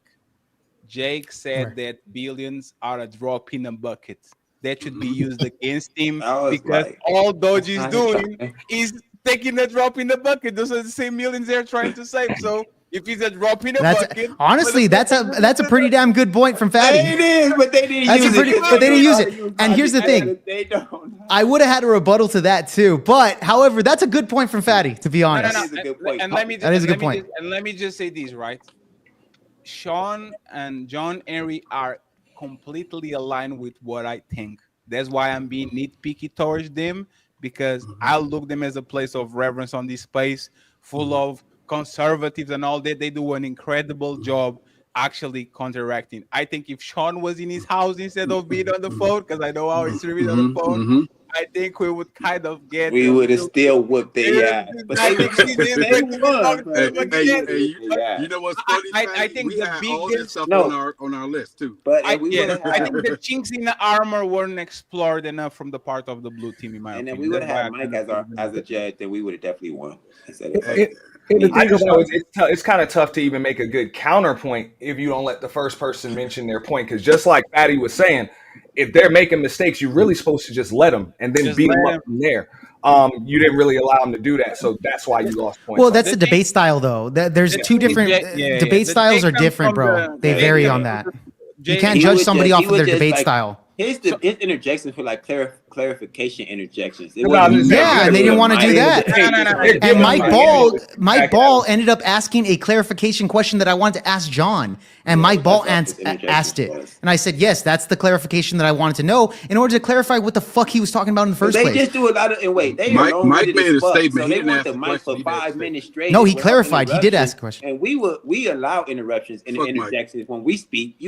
I'm speaking. Please interject if you need clarification. CJ, for you to understand, because there's some I'm trying to go clean and then go a little bit more aggressive. We've been doing debates for a while, right? So Jake comes from the blood sport type of debate, in interrupting and all that. Here on our part, we have the Shadow Realm for that. If I think nobody would complain if the Shadow Realm will open. But that's what I told you, and it was kind of a warning because I didn't want to interfere. It's the jab. It was. Like if you keep jabbing and jabbing, I say it's his turn to punch, and you ping, ping, ping, ping. Like people are going to look. It's like, why are you jabbing? Just stop jabbing. Yeah, but you have to realize, Fatty, it is the style. So you're limiting me. You're really handicapping me in this debate, and it's fine. I tried my best. Honestly, bro. Watch me on the Raging Tomato. I fucking destroyed all those fuckers on the panel when I'm debating with a bunch of fuckers. Some real nice guys, don't even worry. Dude. Real nice guys, and Jay came for blood. It's the style, I tried not to, though. I really tried not to. I'm going to say this, right? And I think Jake made a lot of friends today. Okay, because I could think a lot of people agree with Jake. and on the next time, I'm going to be on Team John Henry and Sean Antonio. Nice. It's not that they need me to win, because I think they needed you, bro. do a decent job. Is that you guys think you can punch people in the face? I will punch the fuck back. I'm not even. John and Sean are Fatty, if you're gonna add on to John and CJ, I'll add on to Jake. I'll add on the other side. We are going to let 2 weeks pass, 2, 3, 4 weeks, so we can see a little bit more of developments. Yes. And then we will attack him again. But there's the Or thing. throw Red Pill on the other side. When people play dirty or people punching a lot, you need to punching a lot. All of the wild errant swings. CJ was a passenger for the most. Hey, Definitely was Robin. Robin. But Jake, Yeah. again, like I said, I appreciate you, man. There's no smoke. This is what it's supposed to be. Again, I'm from a time where you watch Democrats, Republicans play a baseball game, cuss each other out, and then go have a drink afterwards. Yeah, for sure. But again, that is not what exists in today's environment, because people are out for blood. We need to bring it back. So again, we can debate all day, bro, and then I'll still have a fucking beer with you, bro. Don't worry about it. Don't worry about that shit, man. I think everything was okay. Nonetheless, I think everything was okay. Like, I didn't like the Sean Antonio and Mike situation, because they don't know each other. And this is the thing. I'm going to be very honest. I don't know CJ. People, you would, yeah, but there's a thing. We kind of cool. But the thing is, when you put white people and black people on the panel, if we let that shit go, I know exactly where it's going to go. And I don't want that shit. Oh, can you drop it? That's why, Sean, that's why I stopped you. It's not on, you see what I'm saying? I know exactly where the shit is going to go, and I don't want that. So I just make sure, let's make big problems, small problems, and small problems, no problems. If this becomes a pattern and people keep going at each other, now you can go, because it's easy between y'all. So it's all that. Can you drop everybody links real quick before you Also, guys, can you drop Sean, John, and CJ, and all you guys? Can you guys drop your maybe your X accounts in the back chat so I can follow all you guys, and maybe I can invite you onto my panel and we can discuss some stuff. I would love to have you guys. Yeah, man. I don't do X. Do Blue Sky. All the links are going to be I dropped. bet you do. All the links are going to be dropped again. We have Nino Nation. Shout out to Nino. He's going to go live next. NT and the Purge. Please go ahead and follow him. I appreciate it. We have Sean Antonio. He has the link for his channel and his store. Please go ahead and buy some merch. Our store is going to debut Saturday. So, Mike, give me just a second. Mike, please go ahead and subscribe to Mike Ball. He rated it a couple of times, and he was gracious enough to give us time. John Henry, please go ahead and subscribe to John Henry. And we have Mr. Project VO Pod. Please go ahead and follow all the fellas, the Untouchable Empire Strikes Back. Tomorrow, a super panel. The Untouchable Empire Strike Back. We are not dead, friends. We are ready to go. We are ready to rock. Ready to go global. Shout out to Tio for the $30 via Cash App. And shout out to my boy JM saying great debate. Welcome back for the $30 too. We are $40 away. If you guys can chip in $5 at a time while I read the super chats and I send everybody their way, I would truly appreciate it. $40 via Cash App or PayPal for the N Burger Fund. I'm loving it. I know you have to go, CJ, so start with you, and then everybody can just say final considerations, read the super chats, and we move along. Go ahead, CJ. By the way, good job, sir. Thank you. I know you and Jay actually meshed immediately because both of y'all have the same style. So hey, good job, gentlemen. I appreciate y'all, man. It was a great, fun debate. We definitely won. Y'all got your ass whooped. Jake, good job, brother. I appreciate it. You was a good partner, and I followed you. And gentlemen, see y'all next time, man. Appreciate you, CJ, and your emoji coming Adderall, boy. On the next few days. Damn, Adderall. John Henry with that bullshit. Go get this you man some. On cold. Hey, go get some Rogaine, motherfucker. Appreciate you, CJ.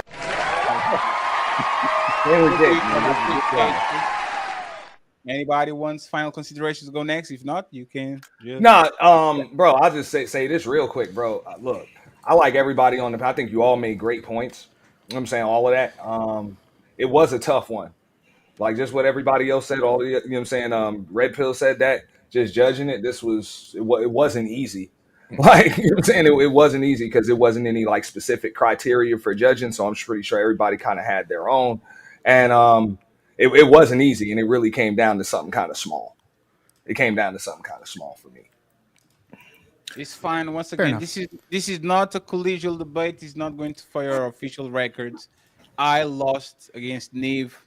So it's fine. Yeah, It's that fine. was It's a not- wild. It's Who was fine. voting It's that? fine.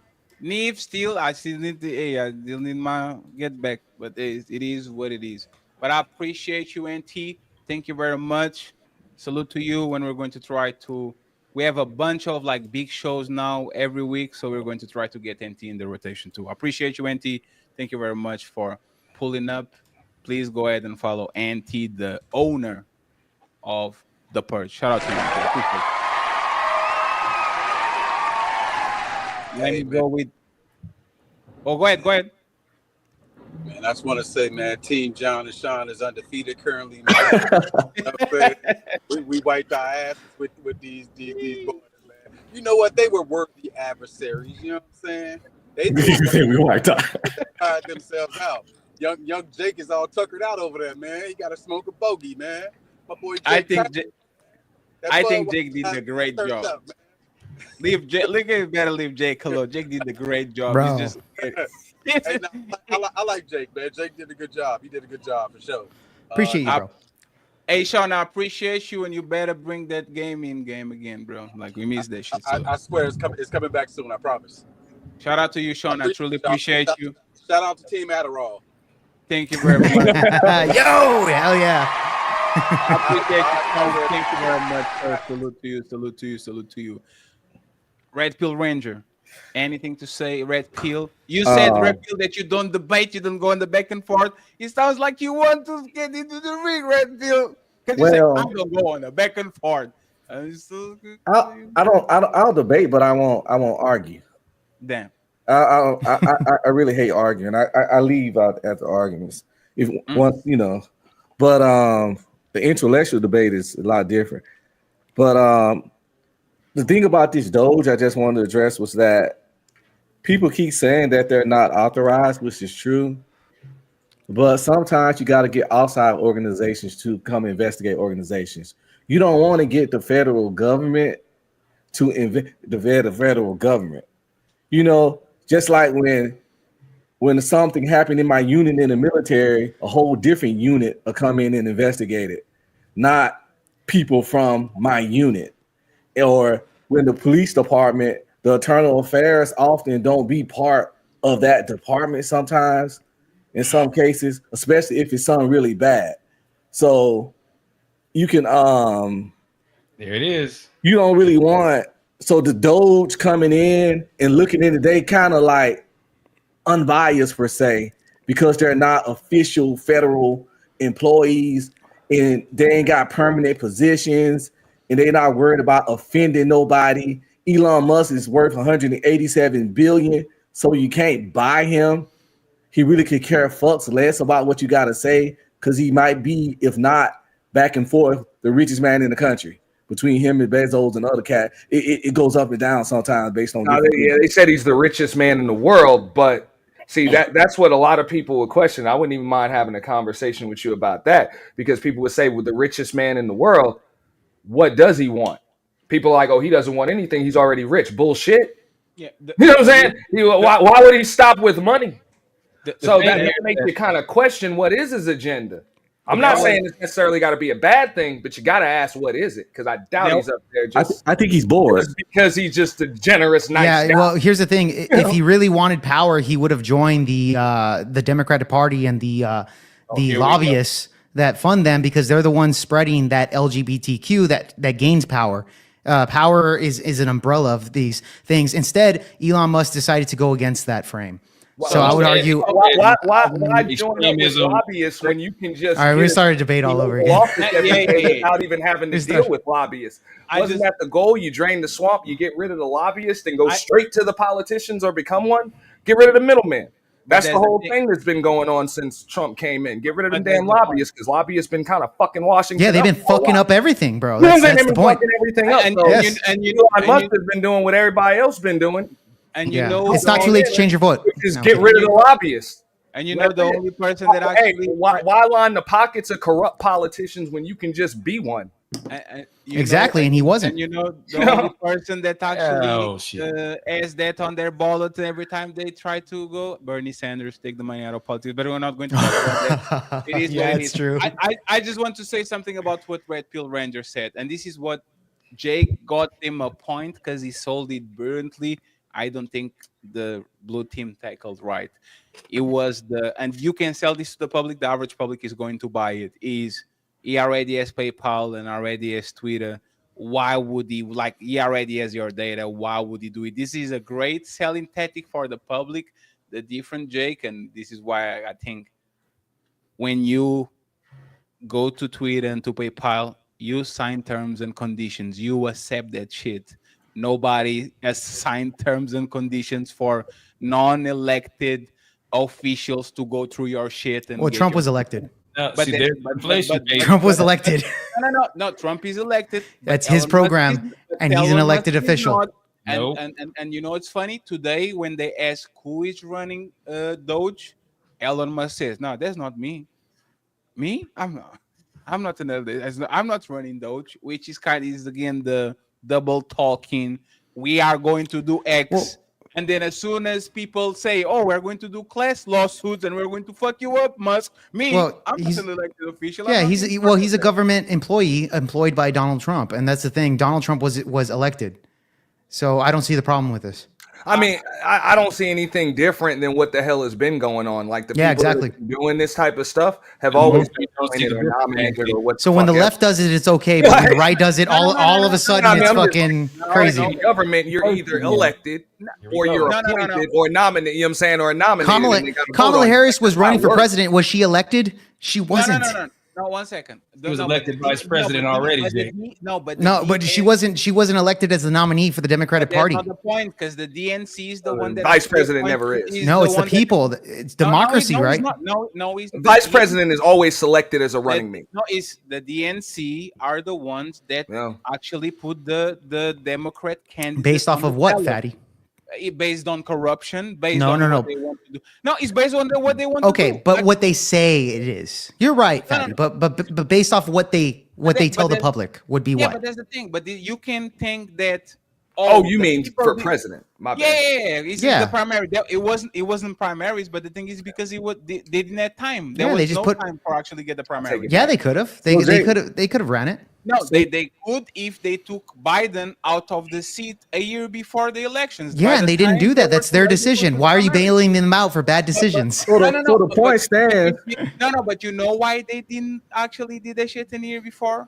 Because the narrative was that we were saying he's incompetent, so they didn't want to take him out to do that. Then he proved that he was against the debate with Trump. No, it's even worse than that. And they had to backpedal. No, it's even worse than that. It's because they ate Bernie Sanders more than they ate the Republicans. Both of the corporate Democrats and the Republicans are being paid by the same people. For them to go to primaries and allow a guy from the outflanking for the left that is not being paid for this shit, they rather lose for the Republicans and everybody puts kids on the same colleges, go to lunches together and all that shit, than actually open up for somebody from an outsider like Trump did on the Republican side to come in and to take over. Hey, Fatty, you got a point. They fucked Bernie Sanders up a while ago. In 2016. This is one of the issues that I have with conservatives on these arguments. It's like the election's over. You have the House, you have the Senate, you have the presidency. There's really no reason to even shit on Democrats anymore. They have no power. Burn down the That's my point. Like they have no power right now. Like even though, you know what I'm saying, the conservatives, the Republicans got all the damn power. Now everybody's got to hold them accountable to do everything that they said they gonna do. But they have to. They have to because that's why they lost. It's because there's no reason to even bring up. But nobody. They hold. It kind of is because you need to compare and contrast, right? If you're gonna hold. Really. Yeah, you do. If you're going to hold Republicans to a standard, then you have to hold the same standard on the opposite way. We didn't see that in 4 years. I mean, come on, let's keep it real. Everything was in the. I'm keeping it real. Improvement isn't tough. An improvement isn't tough. Well, yeah, you I get you. They got all the power. You got to hold them. I'm neither one nor the other, but I just believe I'm just like I kept telling people. I'm like, bro, Kamala lost, bro. Ain't even no reason to bring this bitch up no more. Like people still talking about it. Democrats, it is Democrats. They don't. Well, they it's don't called compare and power. contrast. This is why it's kind of I mean, in important. 2 years, you can start blaming Democrats for shit. So 1 month compared to 4 years, there's a lot of compare and contrast. This is why we need to correlate what is bad. So what is bad? So what are we comparing that to? We have to have a compare and contrast. It's the same thing. The whole point that Red Pill made, I don't agree with as far as, well, he's only been here in a month. No, this is where we talk about when people negate history. What is it that they always talk about history if you ignore it? It tends to repeat itself. We've seen what's happened 4 years prior before. He did good. 4 years when he was in office.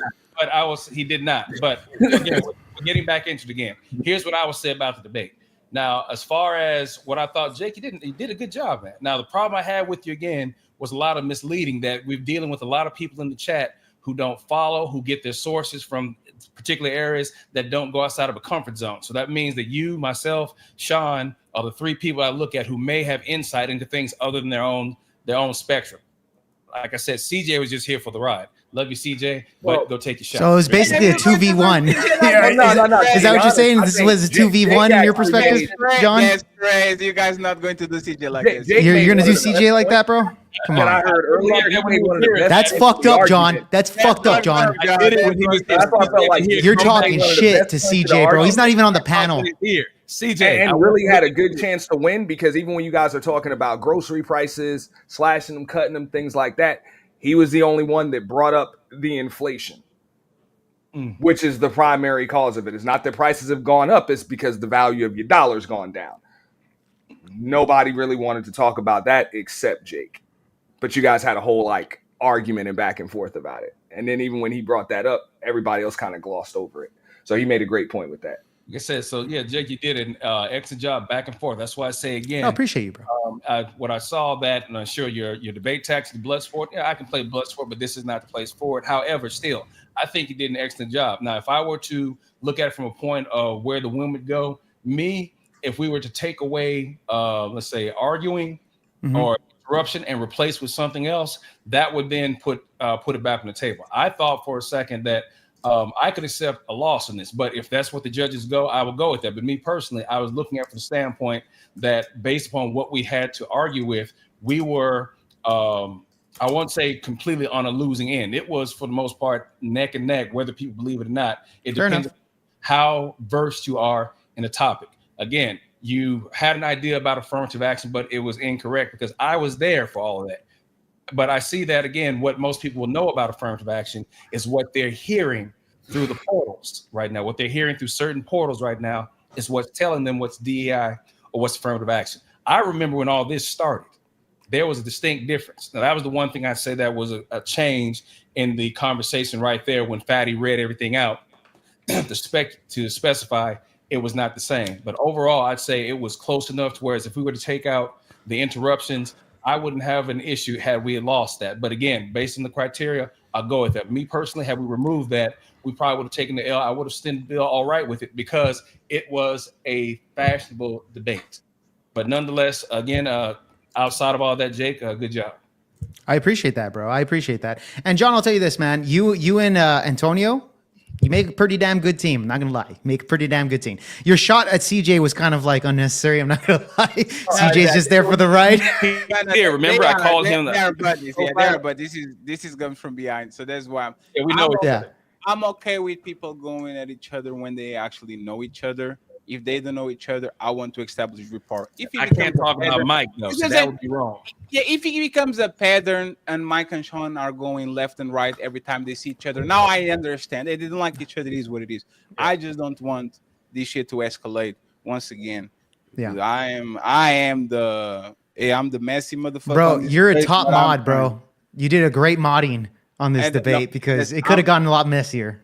That's for sure. It's just that I myself don't mind being messy. I don't like my show to be messy. I don't like the people that come here every day to be messy. You guys want to be messy, you guys can go ahead. But I try to stop fights. I try to stop fights because there's not. I don't see no benefit. Take it the away. people like me. Yeah. See what I'm saying? So it's about that. I can be messy, but I don't like people that come on my panel to be messy and to shit to go crazy. So once Fair again, I appreciate y'all. Everybody, we're going to Nino Nation. I'm going to read the super chat real quick. So Nino is going to fire it up. Jake from Valhalla, of course. Always, every time he pulls up, he's a massive entertainer. Shout out to you. Shout out to my brother, Red Pill Ranger. Salute to you, sir. Yes, sir. Hey, I better not see you cosplaying, motherfucker, dancing and shit. You better not do that. I'm a conservative douchebag, as Bean say. I appreciate you, my brother. NT, You wear it well. thank you very much for your patience. NT did a great job. Once again, I appreciate you, NT. And finally, John Henry says the AI doesn't make him justice. I believe him. I believe him 100%. So, friends, let me kick you the fuck out of my show. See. You can kiss your ass goodbye. D-Block. Sing the song. Yeah. You can kiss your ass goodbye. D-Block. Once again, let me remind you, Super Panel, first episode tomorrow at 5 p.m. Eastern. The Empire Strikes Back. The Untouchable Empire Strikes motherfucking back. Yeah, time to build shit. Now we are going to the moon. Every show, 5 p.m. Sometimes 5:30, we'll get a little bit late or something fun, but 5 p.m. is our slot, and we're going to go from there. So, you think you're untouchable?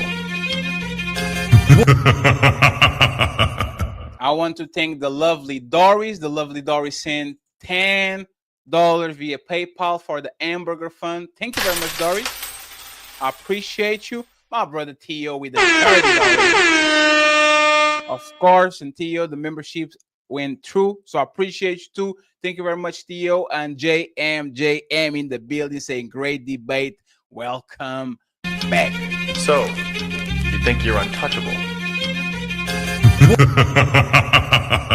Let me read all these chats. Please go ahead and follow every single one. The people on the chat, 100 votes, and they said that the red team won 59-40. So thank you very much for everything, for everyone that voted.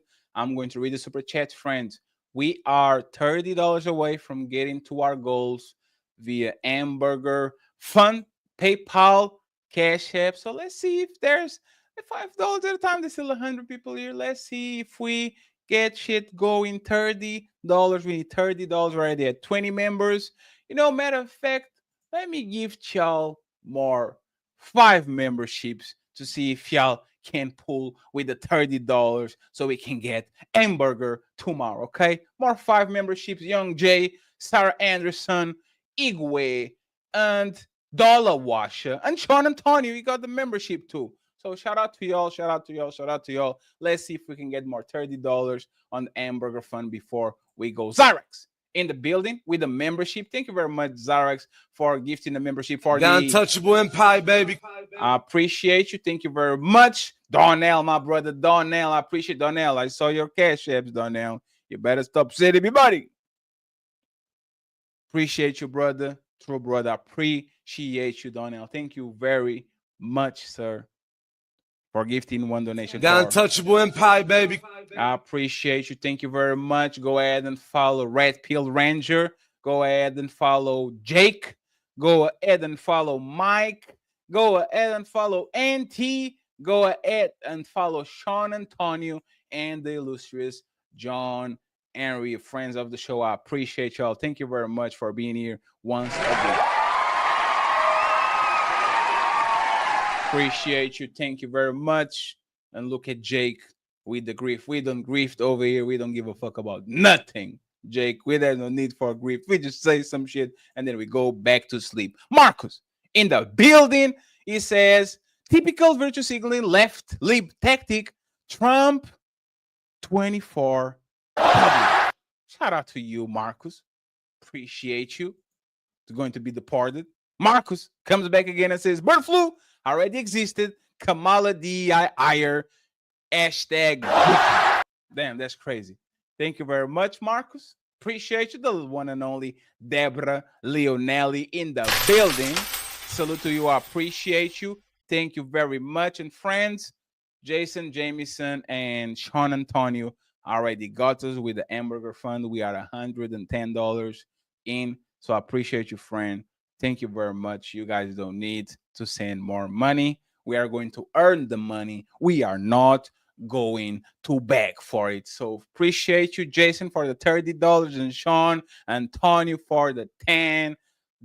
I appreciate you, the winners. Look at Sean Antonio. And shout out to Jake too for the thing. I appreciate you.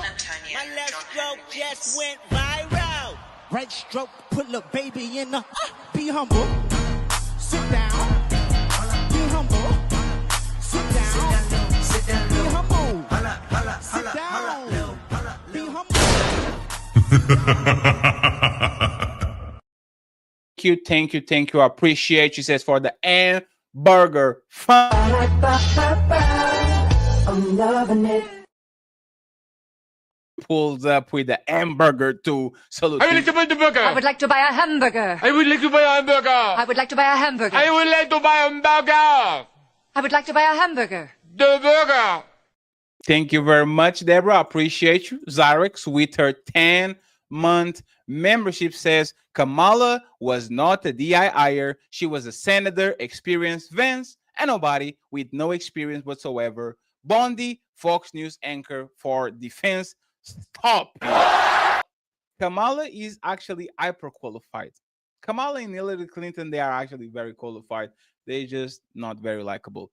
Zyrex comes back and says, who did Fauci work under again? Trump administration. Zyrex is not playing with y'all.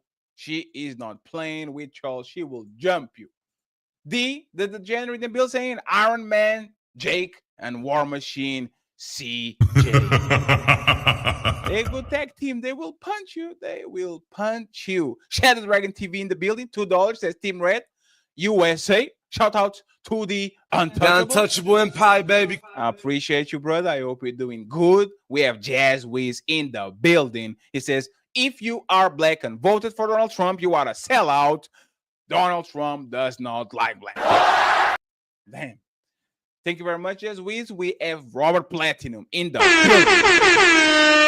He says, Jake forgot to mention that Trump withdrew the U.S. healthcare official several months prior to Kofifi from one lab in China. Look at you being all spy and shit.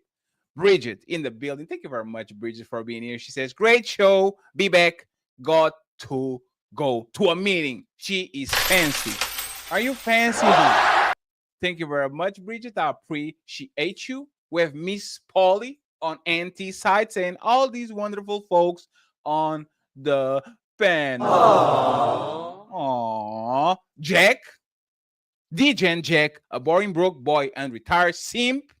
He says, just here to blame Zyrex for capitalism and call her a booger head with a pretty face. I'm done.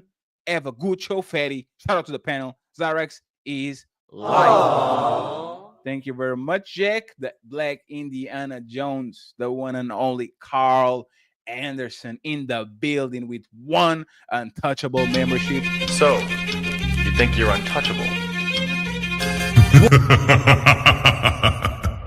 Shout out to the great T to the motherfucking O with 10 untouchable membership.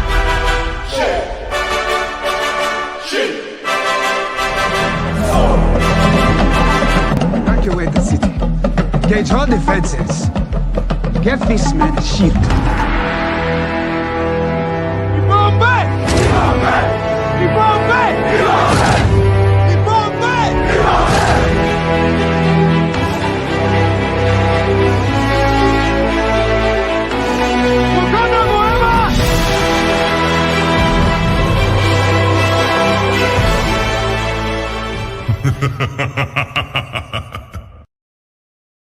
Thank you very much, Carl and Theo. I appreciate you. Thank you very much. Seriously, Shelby, with $10. She says, What smart people do when they work for their degree is they classes and internships for their degree to get the work experience. College students don't do that and bitch how they can get a job. God damn you, college students. Thank you very much. Seriously, Shelby, I appreciate you. Robert is in the building. What's up, Robert? How are you doing, sir? Member for 22 months. He says Trump says he considering a 20% kickback. So everybody getting motherfucking money. Let's go, Trump. I love you. I love you. When we get money over here, they get upset. They be hating. Ooh, ooh, ooh, ooh, ooh, ooh. Appreciate you. Everybody getting dollars. Jason Jamieson, another one. Emoji coming soon. E gifted one untouchable membership. Thank you very much, Jason. We have Doris in the building, the untouchable matriarch. This is Doris' world. You just live in it with one untouchable membership. Thank you very much. I appreciate you, Doris. I hope you're doing good. We have Fatty with 5 memberships. Fuck him. We have Say Cheese in the building. Says, wait. Yeah, I want reparations, but $5,000 to every American will create more inflation. Stop raining to other people's parties, Say Cheese. Loser. Thank you very much. Jason in the building says, George hasn't even been authorized by the Congress and stated in the Constitution. Please stop the propaganda. Shadow Buddha, not Shadow Dragon TV, is another shadow, says, shout out to the Omi Jake, the Blonde Meat, VOPO podcast. Thank you very much, Jake. This is great. I appreciate Jake. Jake is a show, like he likes to actually give people a show. So I actually appreciate what Jake did today. Jason Jamieson, $2 says, apartheid Ellen is not a government employee. Stop talking about my African friend like that. God damn it. And finally, we have another 10 membership from Fatty. Fuck you, Fatty. Get the fuck out of my face. We have Project VO Pod. He was in the building today. Shout out to Jake. Jake, salute to you, Jake. I appreciate you. Thank you very much for the $10. It's for the Fatty Grift. Thank you for showcasing me tonight. No, sir. I am the one that have to thank you. I appreciate you. Thank you very much, sir. Salute to you. Salute to you.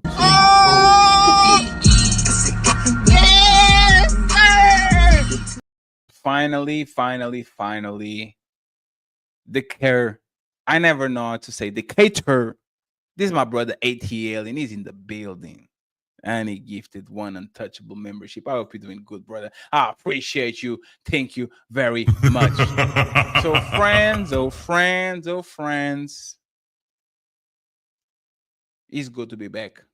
I see you tomorrow. Super panel. Friday, Battle of Sexes. And then on Sunday, the ladies' first show comes back. We are back.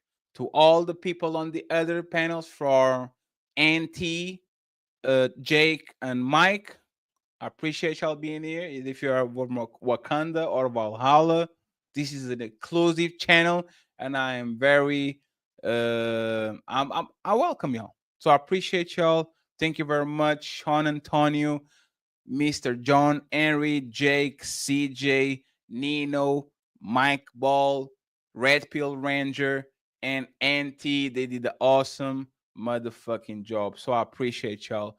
Thank you very much. And look at the residuals from the Jake side for bringing Jake, King of TV, SAT. Thank you very much for the British pound. So she's my neighbor. We are 2 hours away. Once again, I am your friend from Portugal, minding in y'all business. And I'm going to the other untouchable Nino Nation right now. So Team Fatty signing out. Peace.